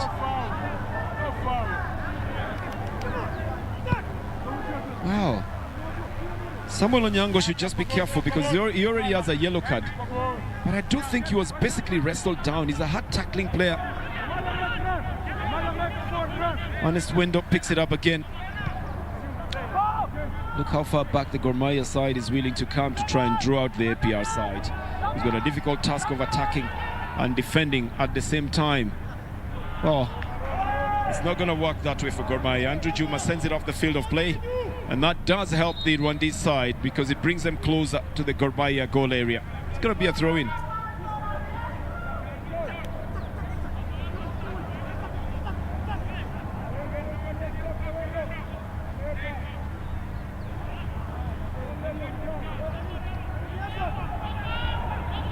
Well, again, Andrew Juma just doesn't clear this on time. Well, this time round goes a little bit harder. It's going to be a corner that is easily conceded by Gor Mahia. The complacency showing very easily in that Gor Mahia defense. They're not clearly removing the ball from the area. It's going to be a corner,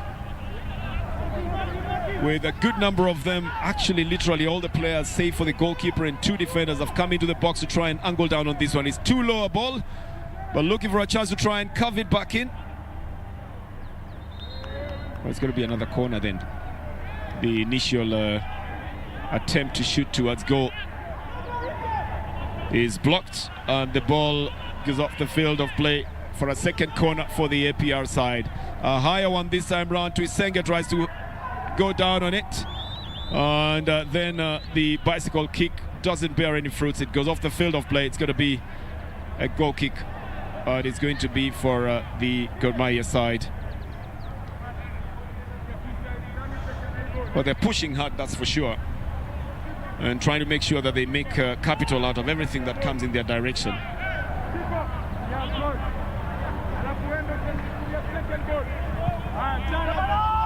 So a long ball right into the midfield.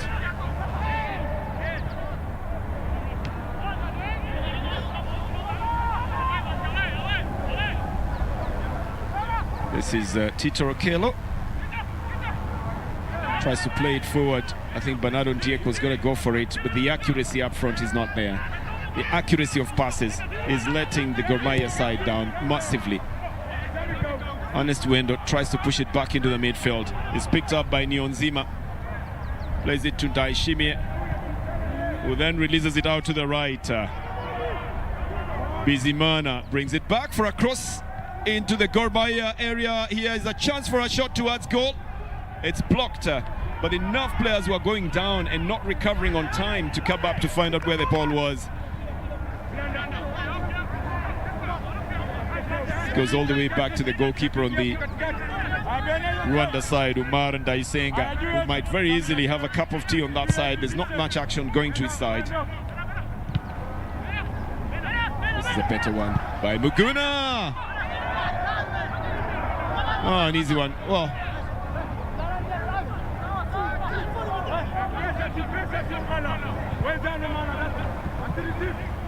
not a very well-informed chance for a shot here. Might be blaming Muguna, but it's that man who actually tried to go for it. It's actually not Muguna, but Bernardo Ndiek who tried to go for it. A yellow card comes off the tackle that has been on Bernard Ndiek.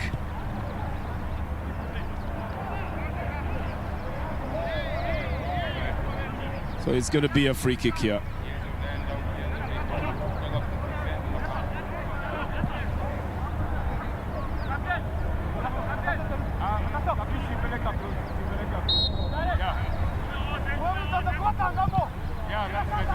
Kenneth Muguna picks it up, pumps it onto the left side.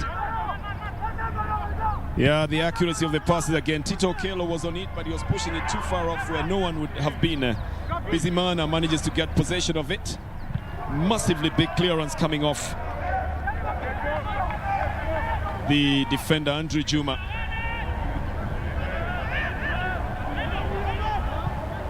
They're making ready to bring in 2 substitutions.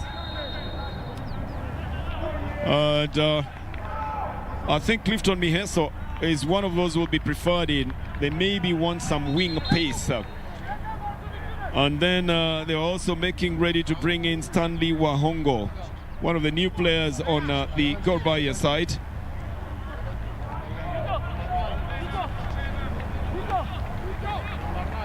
Just waiting to see who's going to be substituted. The first man to get off the field of play is Bernard Ndiek, who has been substituted.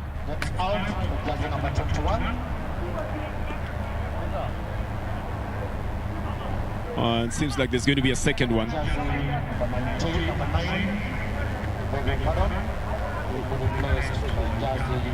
So Clifton Miheso is also be coming into play, and he is going to be substituting Tito Okello. He's got a very good work rate, Mr. Tito Okello, but then the work rate has been has actually been covered by just the fact that there's a lot of inaccurate passes that were going in that direction.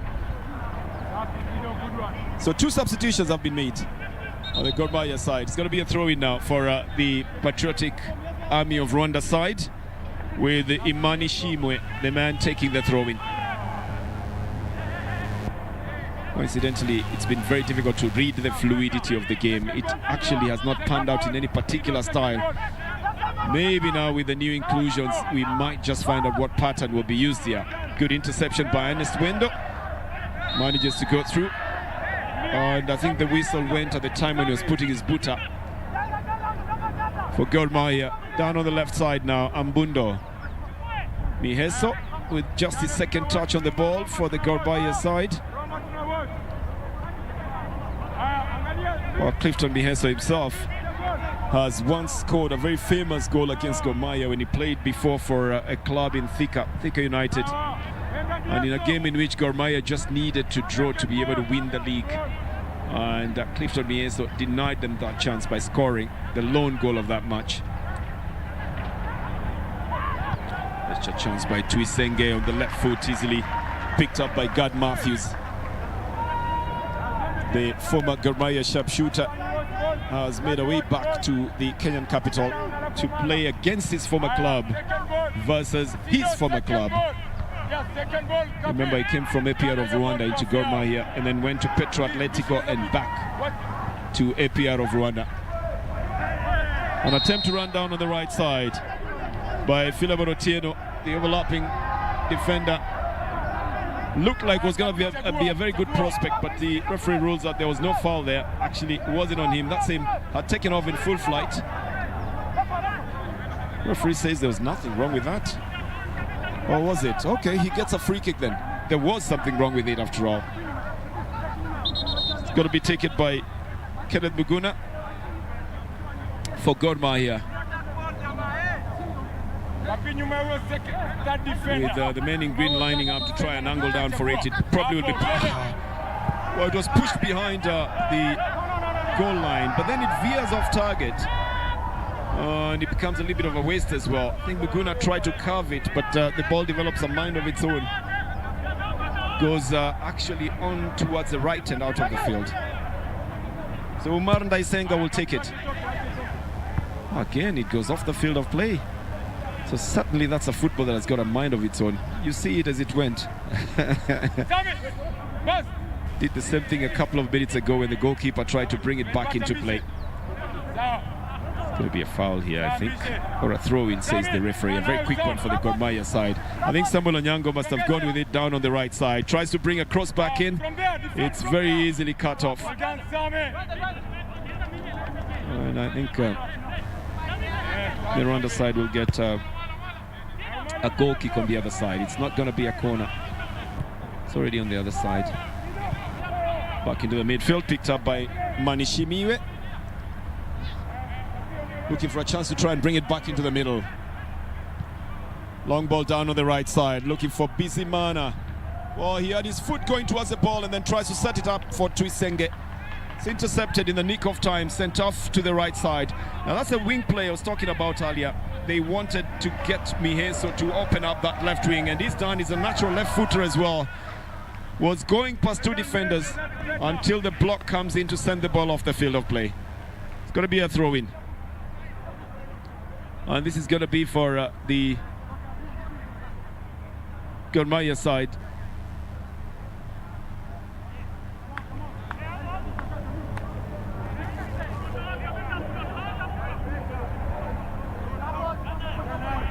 Just about the 57th minute of the game here. There's Gor Mahia. Pick up a loose ball right in front of the area. And looking for a chance to turn it in. Benson Omala watches the ball veering past the goalkeeper here. Well, you would easily call that as the second best chance that Gor Mahia has gotten so far. And this one was not turned in.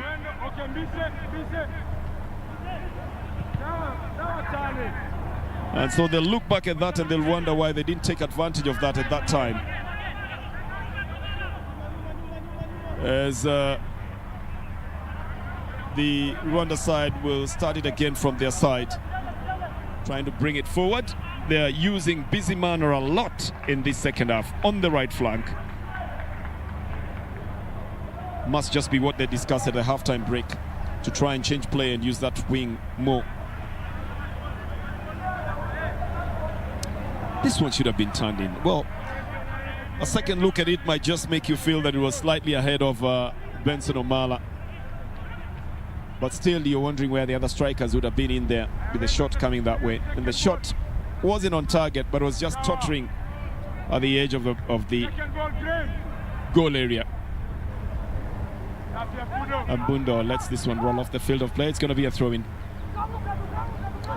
That shadow I was telling you about earlier on has now moved right to the center of the field.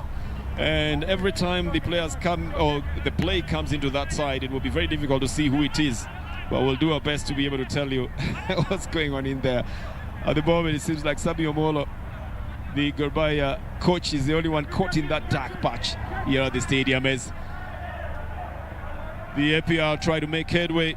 Not a very happy Biringiro as he finally chases that ball off the field of play. He really did think he should have had a touch much earlier on it to control it.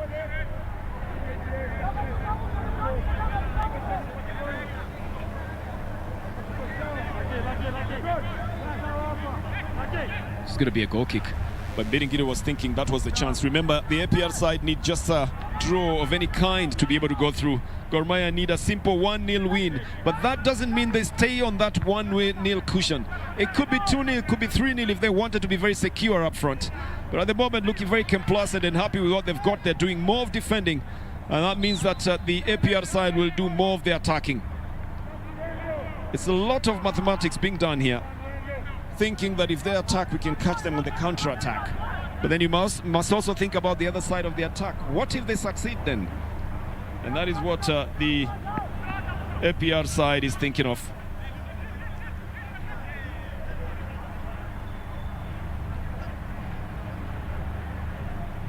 Gor Mahia had been complaining about the setback of having their first choice goalkeeper Boniface Oluoch down with a bout of malaria. But so far so good with Gad Matthew.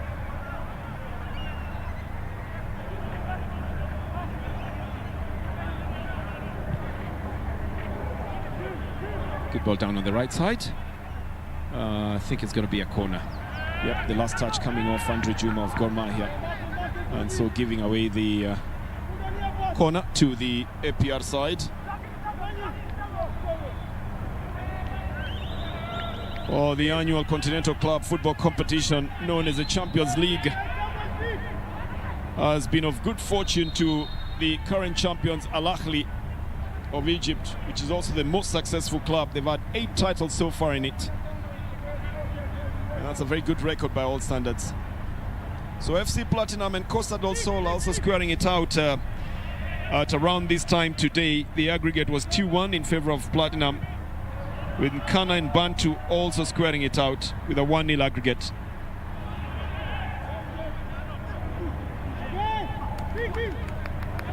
It's going to be a throw-in. It's going to be for the Rwandese side. This is Omborenga, and he manages to get Niyonzima. I think he's offside. Very hawk-eyed second assistant referee Ahmed Mozaz, who has caught that offside. I must remind you as well, when these two teams met before, I think it was in the 2009 CAF Confederations match, the APR side ran away 6-0 on aggregate, 1-0 and 5-0 to beat Gor Mahia. So obviously they'll be wondering what's happening at the moment and wishing that they could get the better of them just as they did in that time. But times do change. Gor Mahia have been in the competition for the last 4 seasons, but they always found it hard to advance further. They lastly played Algeria's USM Alger. If you remember, the Union Sportive de la Medina de Alger is the one that actually blocked Gor Mahia's attempt in 2019, with the Algerian outfit picking up 2 wins against Gor Mahia at a time when Gor Mahia was facing a lot of financial strain. But again, there's always been some strain or the other on that club, hasn't there? This is a cross that comes onto the right side, and trying to return it to the center doesn't work out, as the Rwandese side comes out all guns blazing. Quick ball down back to the goalkeeper by Charles Momanyi. Puts Gad Matthews in a position to send the ball forward. You feel it for the youngster Benson Omala. Hardly on the ball, somewhere up there, running up and down, frantically trying to get to the ball and looking for a second striker to work with. And of course bearing the brunt of all the fouls that are coming in that direction. But I think he's been given a chance by Gor Mahia just to finish off any other moves that will have been executed. A very ill-conceived back heel comes off the foot of Sydney Wahongo. It didn't work out so well. It's one of those who's supposed to be coupling Benson up front. And then again, Biringiro's attempt will result only into a corner, pushing it on the left side and manned by two players, Philemon Otieno and Charles Momanyi, making sure that he's got no way to go in. It's going to be a corner for the soldiers of the Rwanda Patriotic Army.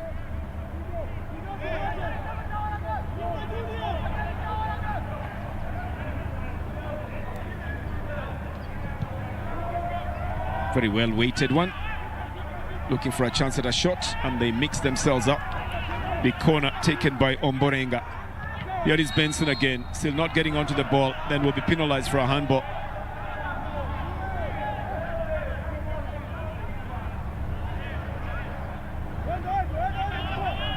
Well, I don't think he had the intention of handing the ball, but nevertheless the referee says so. Now you've got to look at whether there was an intention and whether the hand was in the natural position. My opinion is those two fitted very, very accurately. A shot here that just veers off target. Not touched by the goalkeeper at all. But therein also lies the danger. If it was accurate and just slightly lower and was not touched by the goalkeeper, then we'd be counting a goal on the other side. But just because it was slightly above, in what my good friends like to call over the bar, it goes off for a goal kick.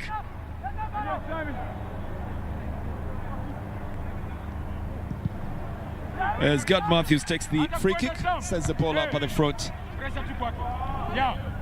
This APR side has got two players who previously played for Gor Mahia as well. There was Jean-Baptiste Mugiraneza. And now there is a chance here for Gor Mahia, trying to look for a way to shoot from. The power that comes with that from the youngster is parried off by the goalkeeper. Goes off for a corner. Well, he just managed to get out to the right side. That's why they need him. And yes, the first time that we see the goalkeeper Umar Ndaisenga flying is because there is a flying shot that came from the youngster Benson Omala Ocheng. It's going to be a corner, but he's excited the crowd here at the Nyayo National Stadium. The little crowd that has been able to come to the stadium, or that has been allowed to come to the stadium. Oh, this one not a definite header towards goal. Picked up by Ndaisenga, who makes a mistake again and doesn't send it too far off. Miheso out on the left, punches it towards the box, headed out by Mutsinzi. Well, taking too long to touch that ball then. And so ultimately it comes out picked up by the very experienced Clifton Miheso. He's played his football here in Kenya, has moved out to Europe previously. Doesn't manage to bring in the cross. So it's back into the midfield. They're trying hard to send the ball up at the front. The Gor Mahia side is cutting it down in the midfield, trying to get Benson again. Clearance comes off quickly from the defender Ange Munsinzi. I think we've got a player on the ground on the Gor Mahia side. Could have absorbed the impact of an earlier shot that came from the area. Seems to me like Ambundo, the left back.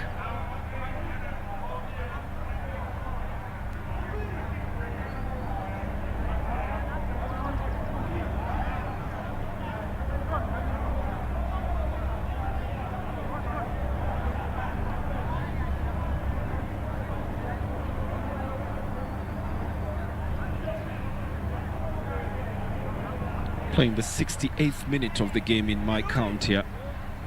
And the coach tries to sneak in a couple of instructions to his players. They take these moments usually to say what they need change here.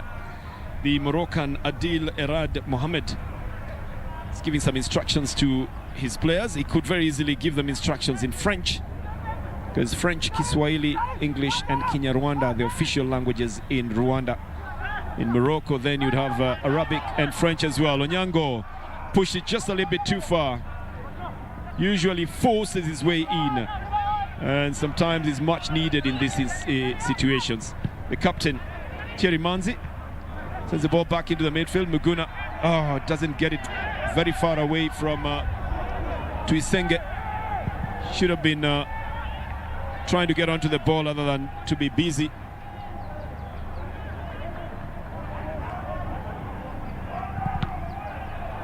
Oh, this will go to the goalkeeper, Gad Matthews. And all for the better, because there seems to be a little bit of an uncertain situation there.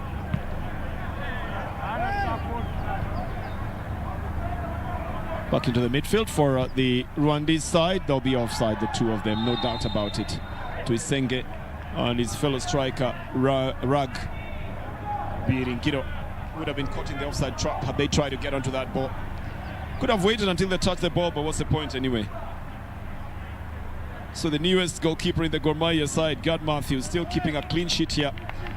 Much to the delight of the Gor Mahia fans around the country, and of course to the chagrin of the APR supporters watching this as well. Coming to you live on KBC, your partner in sport. You're spot on with KBC, Channel 1. This will go off the field of play. It's going to be a throw-in. They've got to take advantage of the possession that they've got, and they've got to be accurate about it as well. Otherwise, all the losses here at one point or the other are going to haunt them. He's back onto the right side, Philemon, and pushes it just a little bit too far. The Gor Mahia side still struggling to pick up that possession. And Swendo then manages to make sure it's off the field of play for a throw-in. Muguna asks for it, finds it as well. Doesn't do much with it, does he? Forces Charles Momanyi into a very, very frantic clearance of the ball up front, but will only go to the goalkeeper of the side.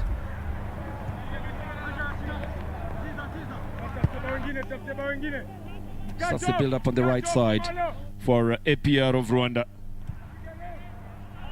Long ball up to the front. Mbundo pushes it to the right side.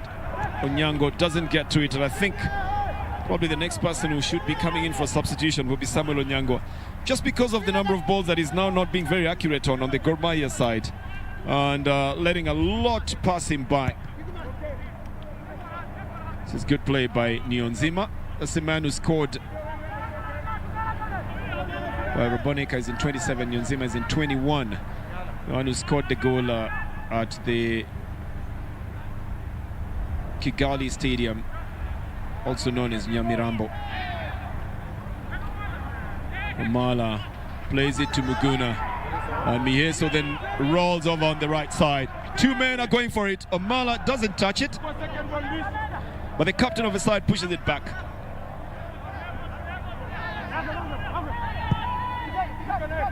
Big clearance sends it onto the left side of the attack for the Rwandese side, who are looking a little bit frustrated here. Biringiro looking a little bit frustrated. It's going to be another substitution that has been very quickly done on the Rwanda side.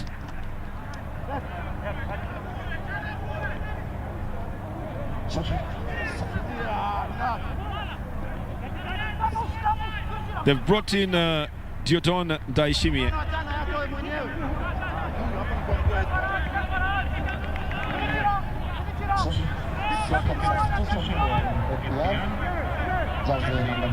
For Jarel Manishimiwe. I think he's going to be fitting into the midfield for that side. Diodon. And then they have to make a little bit of changes here as well.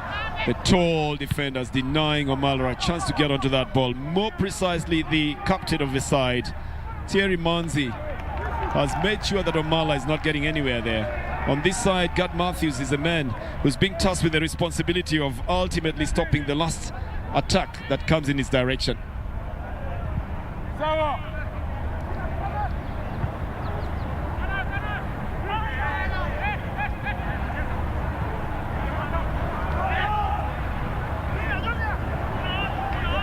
Gomaya trying to find the spaces.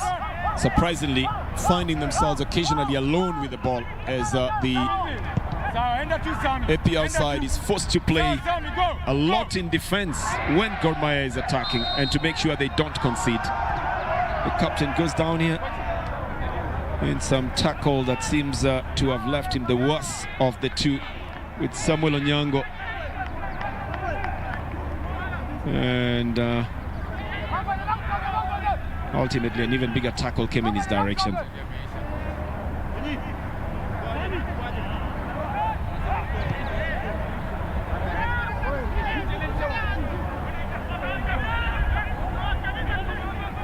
So all is well that ends well then. Everybody gets back onto their feet as Ernest Wendo will block this one in the midfield. And a better fluid play coming from Clifton Miheso, who's added some space, some pace as well on the left side. But now pushing the ball just a little bit too far forward and causing a foul just in front of the referee. Should release the ball a little bit earlier. Gor Mahia is definitely looking like they need to find who combines with who better, so that they can be able to get the balls to them.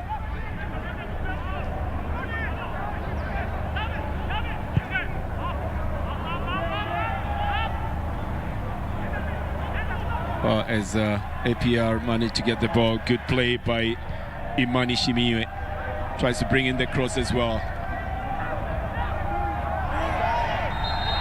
Maybe a foul. Although he didn't have the ball at that moment, it's going to be a foul there. But I think Tuisenge was waiting to pull the trigger on that one, and then the ball kept rolling down onto the right side. And at that moment, it became a little bit of a frantic effort. That's why everybody is huddling around it.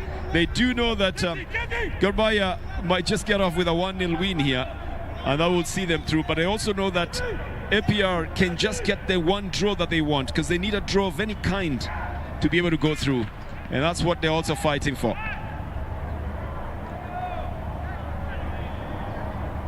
So it's going to be a free kick here. 4 men actually, organizing how to take it. Among them is Jacques Tuisenge, who leaves the scene now and leaves the conspirator-in-chief Ange Musinzi in jersey 5 together with the diminutive striker to agree on what they want to do with this one. Gad Matthews on the other side is organizing his defenses, and Ruboneka seems to be part of this decision on what they're going to do here together with Omborenga.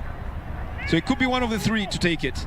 Most likely the diminutive ones, judging by his positioning. It could, yes, he's the one who takes it, hits it hard into the wall.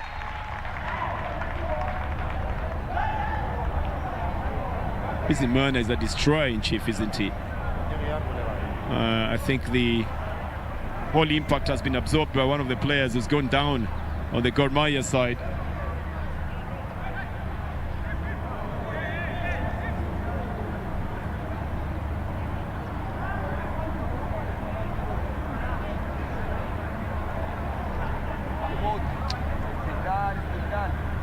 Well, I think that was a massively big impact then. Well, that calls for some medical attention. You always worry when the player is motionless. You'd rather see a little bit of motion to find out exactly what's going on here. And yeah, that's always a better picture when the player gets back onto his feet. You just watch out for a little bit of stability. Looks like it's Clifton Miheso. With all the experience that he's had in the Kenyan Premier League and outside of Kenya, with the different clubs he has played for, Miheso is definitely one who was just taking a little time off there to be able to find out what the next course of action would be.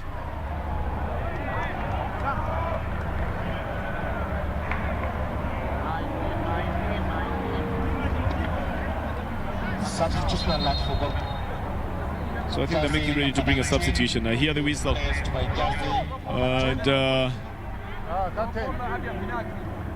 Samuel Onyango should be the man being replaced here.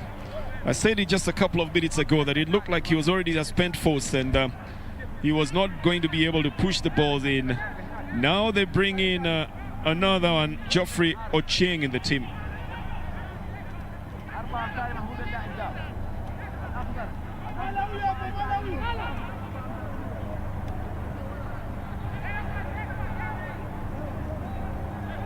Takes the place of Samuel Onyango.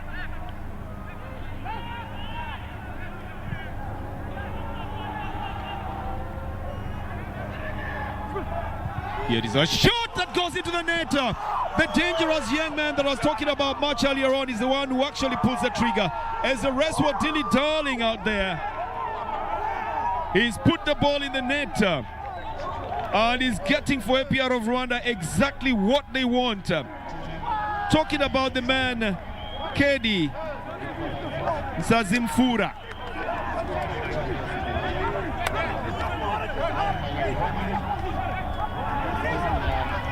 Well, there was a little bit of dilly-dallying and a little bit of complacency at the back there.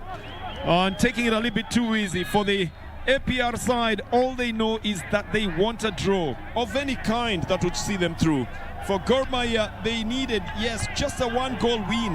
They have their away goal, but they need to score a goal above to be able to go through. So now they have an uphill task of trying to score again. And of course, we have a game in our hands now as APR will try to keep this scoreline as it is, or even get another goal. And Gor Mahia will be doing the same as well. So the moment of complacency completely over, with Gor Mahia having made a change as well. It's going to be a throw-in. What a shot coming from Kedi Mzanzimfura. Here looking for another chance up front. A big run again. This time round, Momanyi gets here on time, sends the ball off the field of play. It's going to be a throw-in.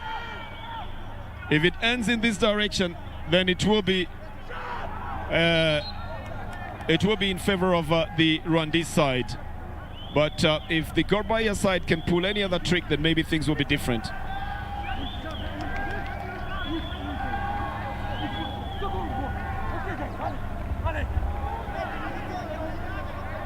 I think we've got one man on the ground on the other side, and he's being helped by the defender Onj Mutsinzi of the opposing APR side. What a goal. Should make it about the 37th minute of the game.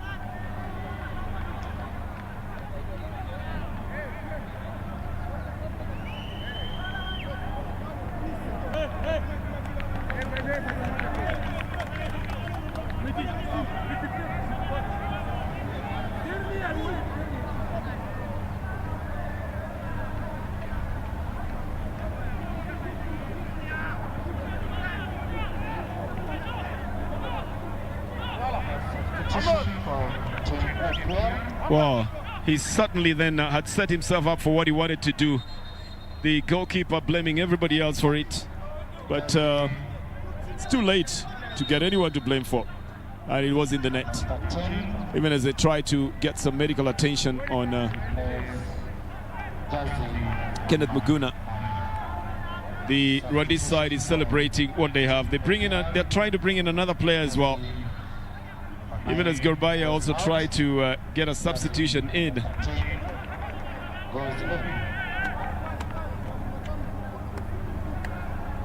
Both substitutions will have to wait a little as APR will get a throw in now.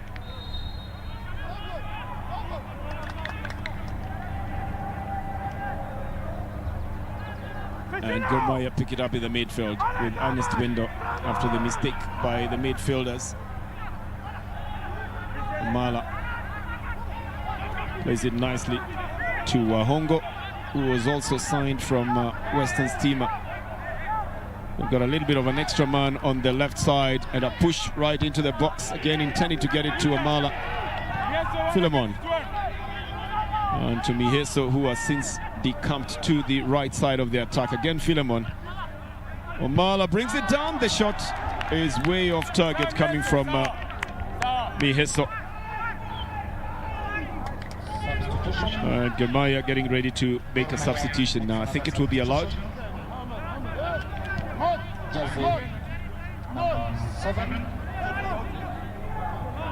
Nicholas Kipkirui, it's an old gun in the team. He's been there for a couple of seasons. He's taken the place of Kenneth Muguna, who's been injured.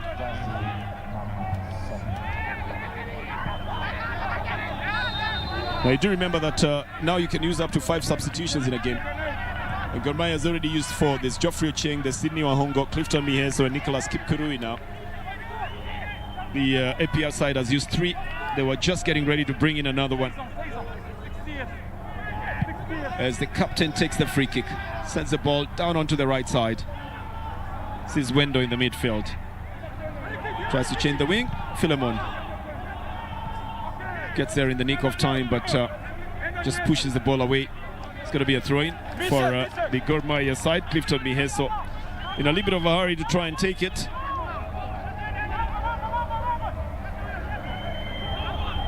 Again trying to use the wing. Philemon lifts it into the box, headed out by the captain. Honest Window will be penalized for that tackle.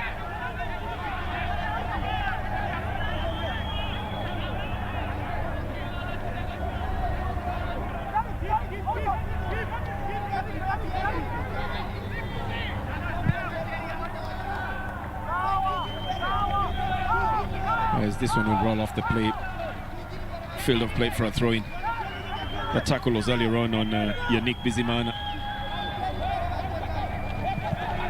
He decided to employ the short, stocky, but very fast and very hard-hitting forwards.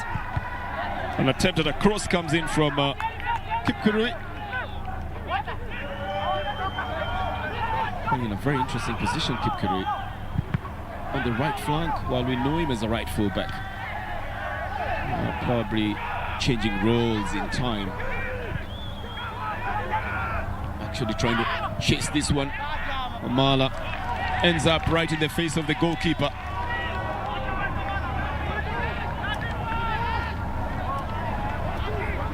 Well, it's going to be the APR side starting the build-up from their side. Not much time that is remaining in this game.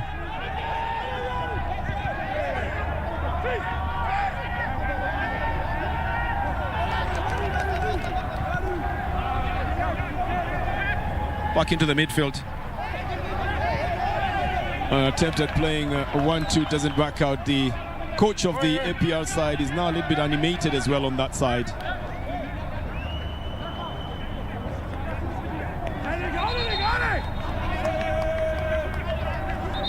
I think we've got another man injured in the center of the field. It's that moment in the game where things will not be working out very well.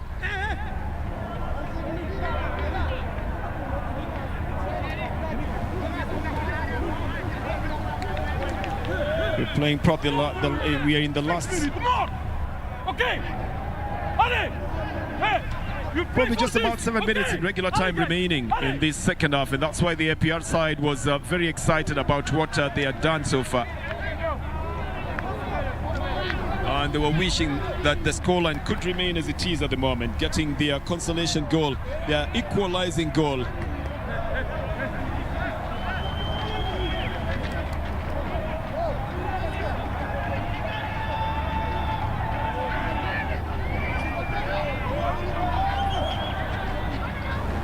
In the later moments of the game in the second half, they've been unfortunate to lose one player now who's being stretched off the field of play. They're going to have to make a substitution for that. They still have 2 substitutions they can use, so it's not all lost at this moment.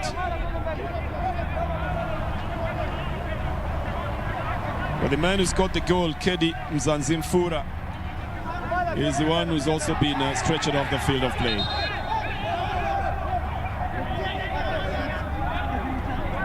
Seems to be clutching onto his thigh, the right thigh, but has remarkably gotten well immediately that the stretcher has come off.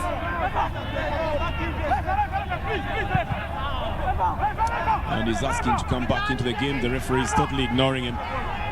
We're going to play 5 minutes at a time in this second half. So we played the 90th minute, and now we're playing 5 minutes of added time.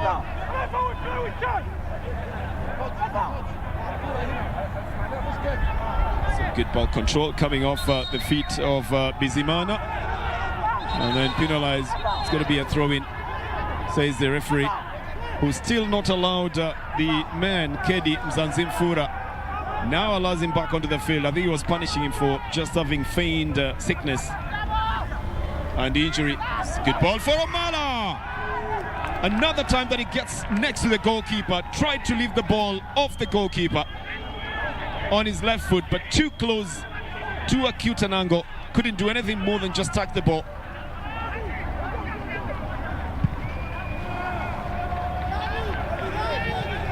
Big boot up, chased by Philemon. Will get a foul as a result. And this is the same man, Mzanzimfura. Of course, now is fueled by the fact that he scored the goal, can be the superstar in this game today. And so exhibiting superstardom tendencies in this one. Little chase down on the left side by Kipkurui, goes for a shot right into the hands of the goalkeeper. Oh, it's Wahongo, I beg your pardon, Sydney Wahongo rather, who got onto that ball but went on the right foot, couldn't curve it back on the left foot. Hit it directly into the goalkeeper, who was also very well placed, easily taking it. Omala was waiting for it on the right side.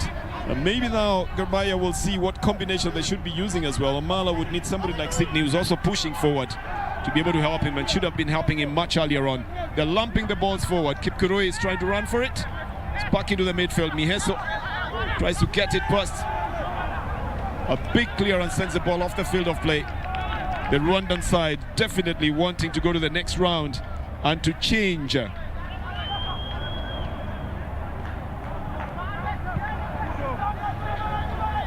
fortunes that they've had, having 10 appearances in the CAF Champions League and not making too much out of it. This is a push by Mzanzim Fura. It's going to be a free kick that will be given to the Gor Mahia side. Can they be able to change the fortunes? Time is quickly running out on their side. They need at least a goal extra and not a draw to be able to move forward. The Rwandese side will be very happy with things the way they are at the moment, because they only needed a draw of any kind. Here is Gor Mahia's chance. It is in the net. Oh, it's been put in by Sydney Wahongo, leaving the defenders gaping and wondering what part they didn't cover. And that changes the fortunes here. Wahongo Sydney, with just 2 minutes left of added time, puts the ball in the net. And that striking that now includes Wahongo and Benson Omala probably being the better of the strikes in this game so far. Wow, the defenders devastated at that.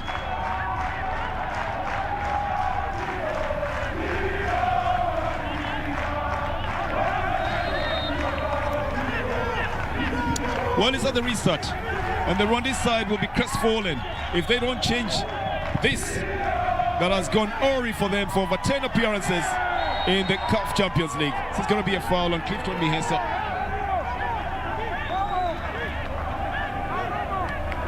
Well, the handful of people at the Nyayo Stadium have been celebrating that. That is an obstruction coming off Jean Bosco Ruboneka. It's going to be a free kick here.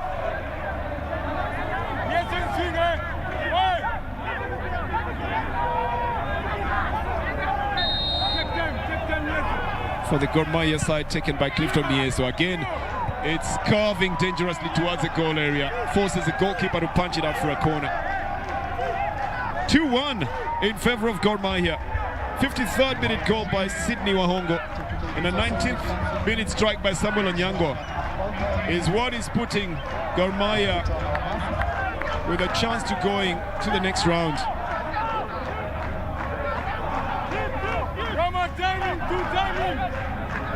Clifton Miheso will take the corner. A left-footed player on that side. It can only cover on the outside, and it does, and it's headed into the net. It's a second goal. It's by Nicholas Kipkurui, and it should be the closing minutes of this game. And Gor Mahia emphatically now proving that they will be going forward. I told you earlier that I've been told by very, very known sources that the last few minutes of the game are the most dangerous, just as the first opening minutes are the most dangerous. Gor Mahia score again. Well, that would be in the 55th minute, just 2 minutes after scoring another one, eliciting the celebration from literally everybody in the technical bench.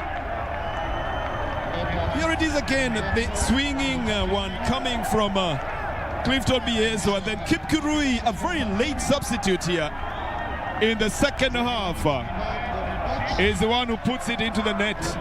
It's Gor Mahia 3, APR of Rwanda 1, at a time when everybody believed that APR would be getting the draw that they wanted and would obviously be moving forward here.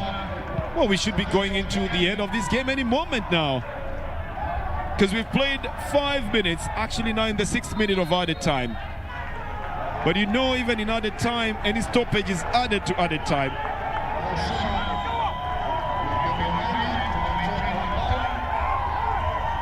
Well, this is going to be a goal kick that will be taken by Gor Mahia's Gad Matthews, the goalkeeper.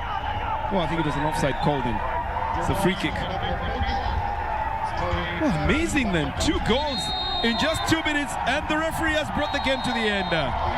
Gor Mahia frustrate APR of Rwanda with 2 goals in added time to beat them 3 goals to 1 at a time when the Moroccan coach Adil Erad Mahmoud would have thought that his team was going forward. What a performance by the substitutes. Sidney Wahongo and Nicholas Kipkurui, both second half substitutes, score with just 2 minutes apart to put Gor Mahia to the next round of the CAF Champions League. They've been there before, but they bring tears to the eyes of the soldiers from the Armée Patriotique de Rwanda.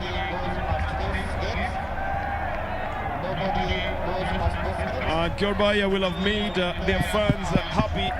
Never mind the fact that the fans couldn't come into the stadium. They had vowed to camp outside the stadium and celebrate from there. It will be a very difficult task for the coach to calm down his men who are not happy with what has happened at all. The players excited on the Gor Mahia side and will be celebrating it for what they've got out of it.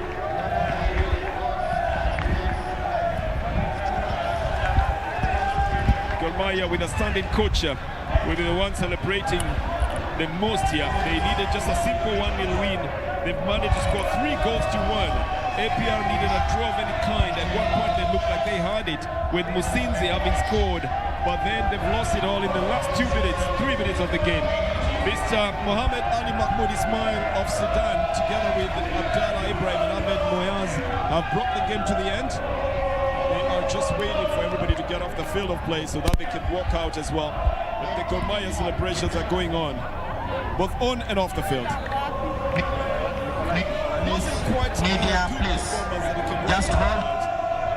It wasn't a spectacular performance, but they say that football is a very, very cruel game. It is all about the goals and who scored the goals. It doesn't matter who played the better. It just matters who scored the goals.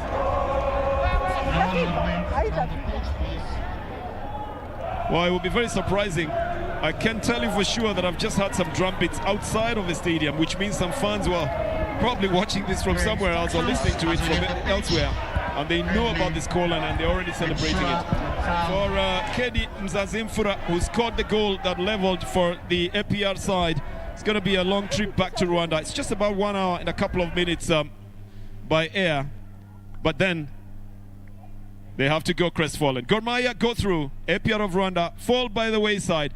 That is the one that sealed their fate. The header coming from Nicholas Kipkurui, emphatically put in and emphatically sending them out of the game.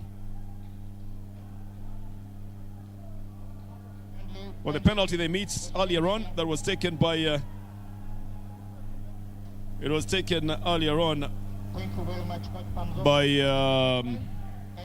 Jack Tuisenge, couldn't put it in, and then the ones that Tito Okello missed as well. That shot was going way out of target earlier on. Tito Okello would ultimately be substituted, and they couldn't get one past Gad Matthews at any point at all. It was a foul that was given to Gor Mahia, and then a yellow card that came to Jacques Tuisenge.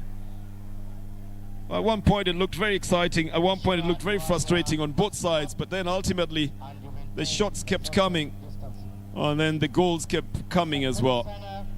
Left foot shot earlier on had just veered off target in front of the youngster Omala, who then had a shot of his own, which would have probably changed the fortunes of Gor Mahia, but was blocked by the goalkeeper. The first such block that came in this game.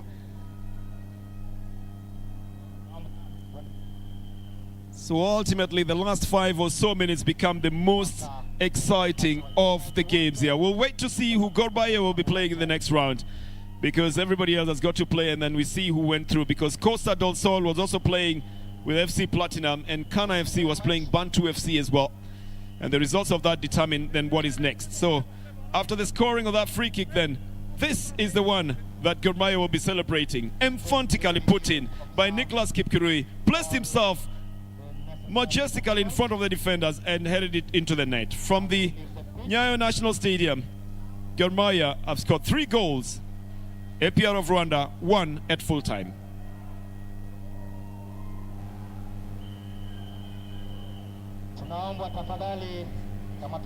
Well, let's hear what they have to tell you again on the analysis. But from the stadium, that's what we wrap it up with. And thank you for having kept us company.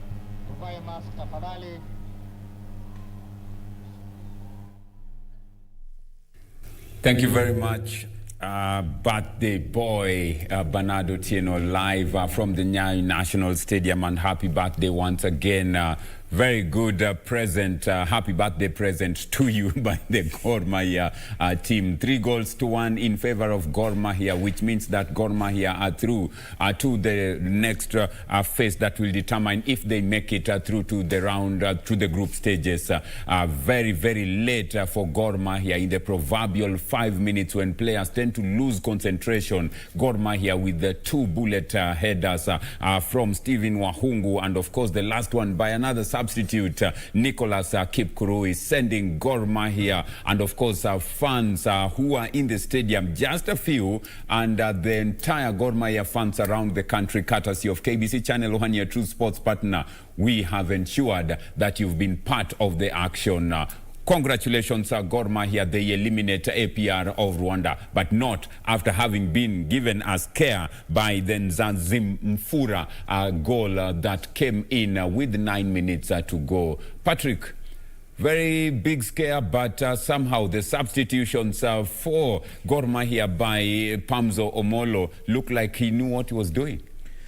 Exactly. When we were looking at how the formation or the second half was actually unfolding, we thought that perhaps the substitution towards the end were a little bit late.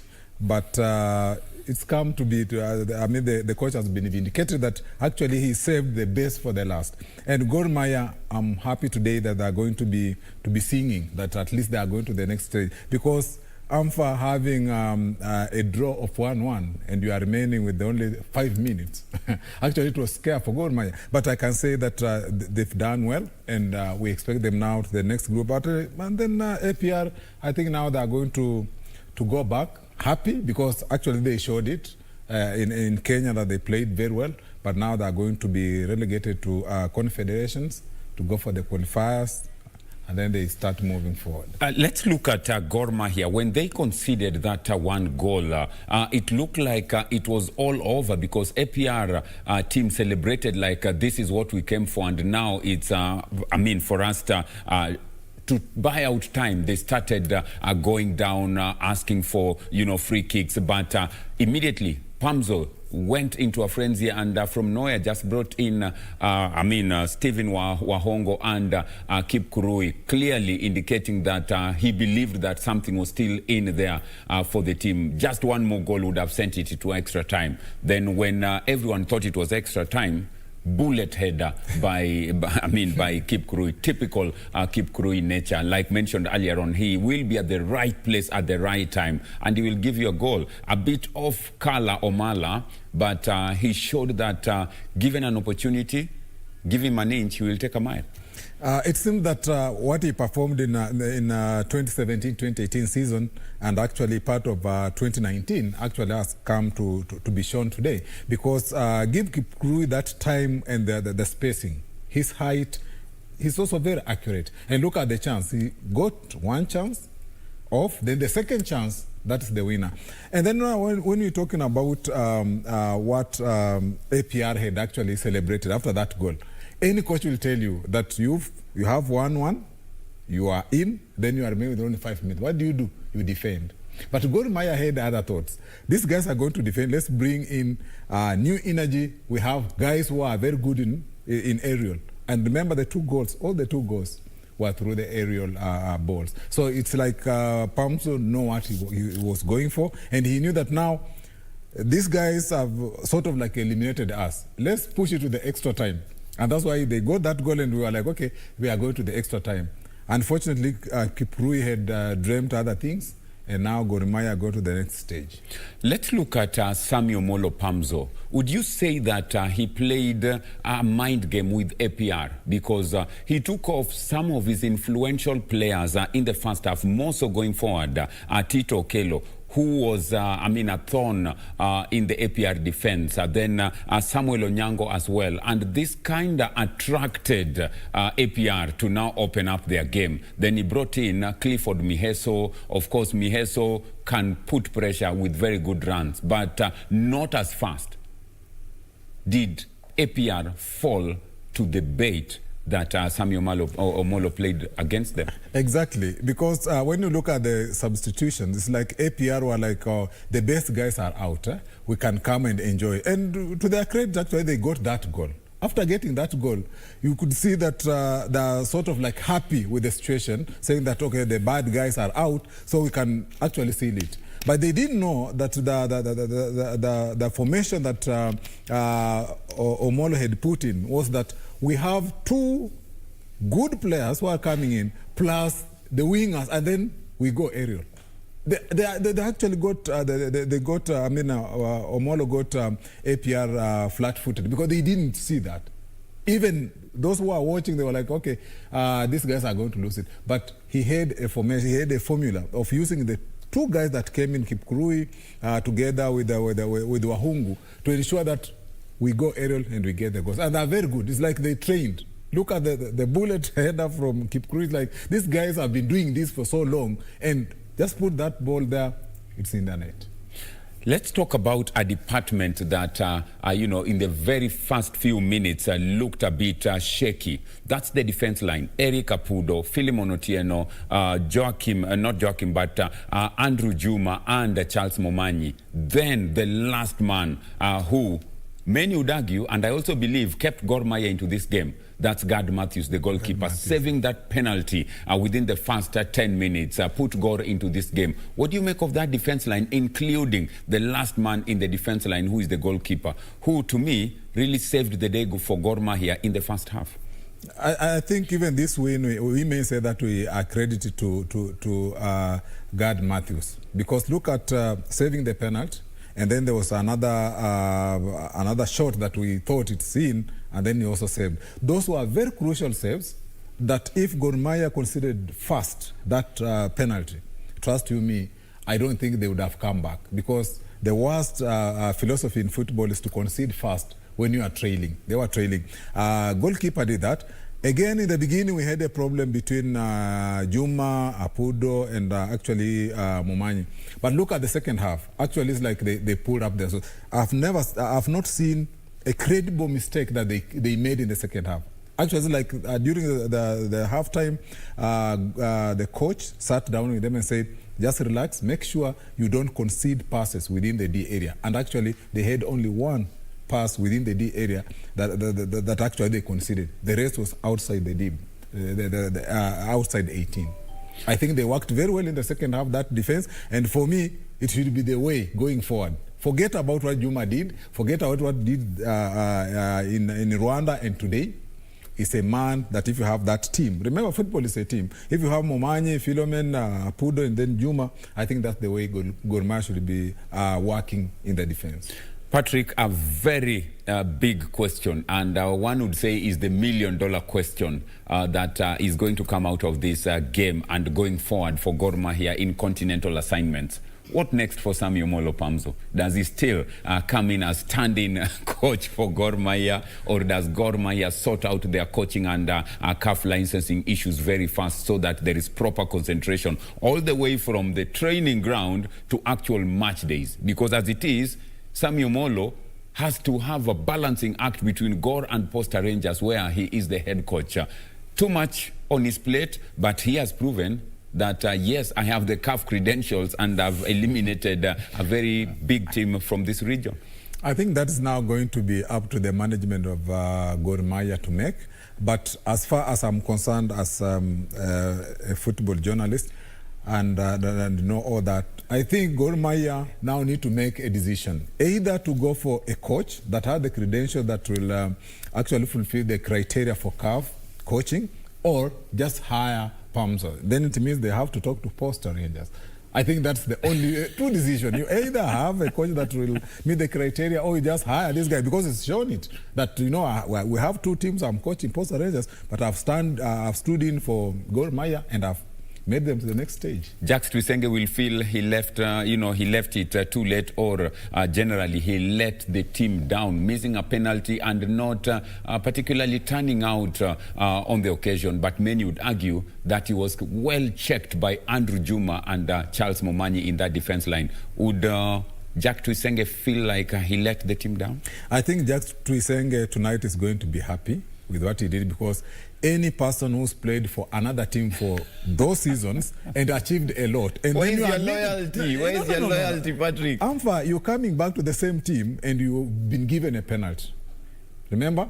And you are going against a goalkeeper that before today's match, no one knew. We're talking of the continental football. Even Tuyisenge himself didn't know who this boy is. You're talking of going to score against your former team that you achieved a lot, and a goalkeeper that you don't know. So in this case, I think he's happy. Well, happy indeed. Gor Mahia carrying the day with all the sideshows behind the scenes, headlines, FKF, giving them some money, 3 million Kenya shillings to be precise, going into the first leg with borrowed tracksuits from the federation, donning national team colors. This time round, also being fortunate midweek from a politician getting 40 tracksuits just to ensure that the Green Army continues floating well. They've put all that aside and managed to beat APR of Rwanda by 3 goals to 1, which means that you take 3 plus 1 that they scored away. That makes it 4 for APR. They only have 1 plus the 2 they scored. So Gor Mahia advance, waiting the next opponent before they go into group stages proper. Remember, the other matches still going on. Dol Sol taking on FC Platinum still going on. So the actual game on who Gor will be taking will be determined after this weekend. For Gor Mahia, now back to the Kenyan Premier League, where they've not played a game yet. Do you think, based on today's game and what you've seen, Gor Mahia can still be title contenders? Remember, some of their big signings have also not played. The likes of Petra and Konfo, whom they brought in, not featured today. Do you think they can be serious contenders to defend their title in the Kenyan Premier League? What we always say is that Gor Mahia is a brand on its own, and every time they are playing, even if it's like we compare Gor Mahia to Mamelodi Sundowns, they can play continental football and then be behind by 4 matches, and they'll come and plow back and again get the league. So we know that the league is going to be competitive, but with the squad that they have, though they've signed so many players and released some, they're still going to be very competitive, and I'll not be surprised if they defend their title again.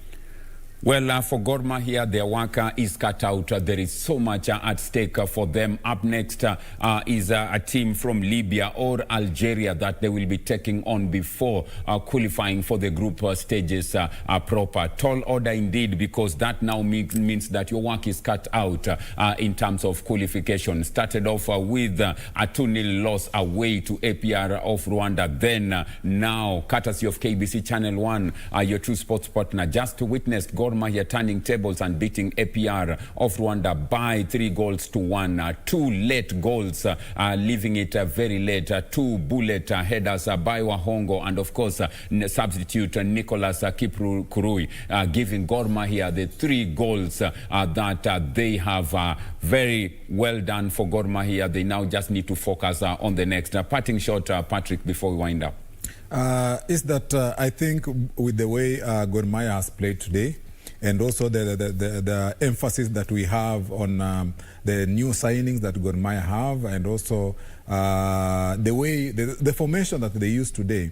I think they can move a notch higher, perhaps go to the group stage, though we're saying the next assignment is the biggest assignment, though they need to sort out the coaching issue. They have just to sort out the coaching issue so that at least when they move forward, they move with a clear mandate with who will be in charge.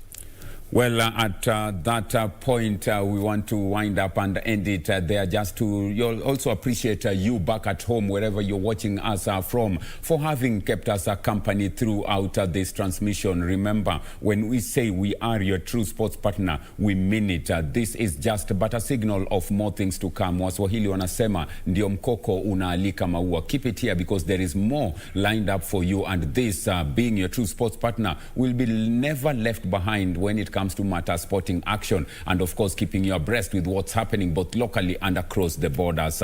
On behalf of everyone who's been behind this transmission, the transmission team, the production team at the Nyayo National Stadium, on behalf of our commentary team led by Bernardo Tieno at the Nyayo National Stadium, the producer, the director, the transmission control, and of course on behalf of Patrick Muleka, we want to say thank you for having kept us company. Let's do this again same time when we get an opportunity to do so, because indeed we are your true sports partner. Kuonana kesho ni majalio yake Mwenyezi Mungu. More around this and news making headlines in and out of the country. Keep it here for our subsequent news bulletin. Let's enjoy the rest of the programming and keep it KBC Channel 1. Bye-bye for now.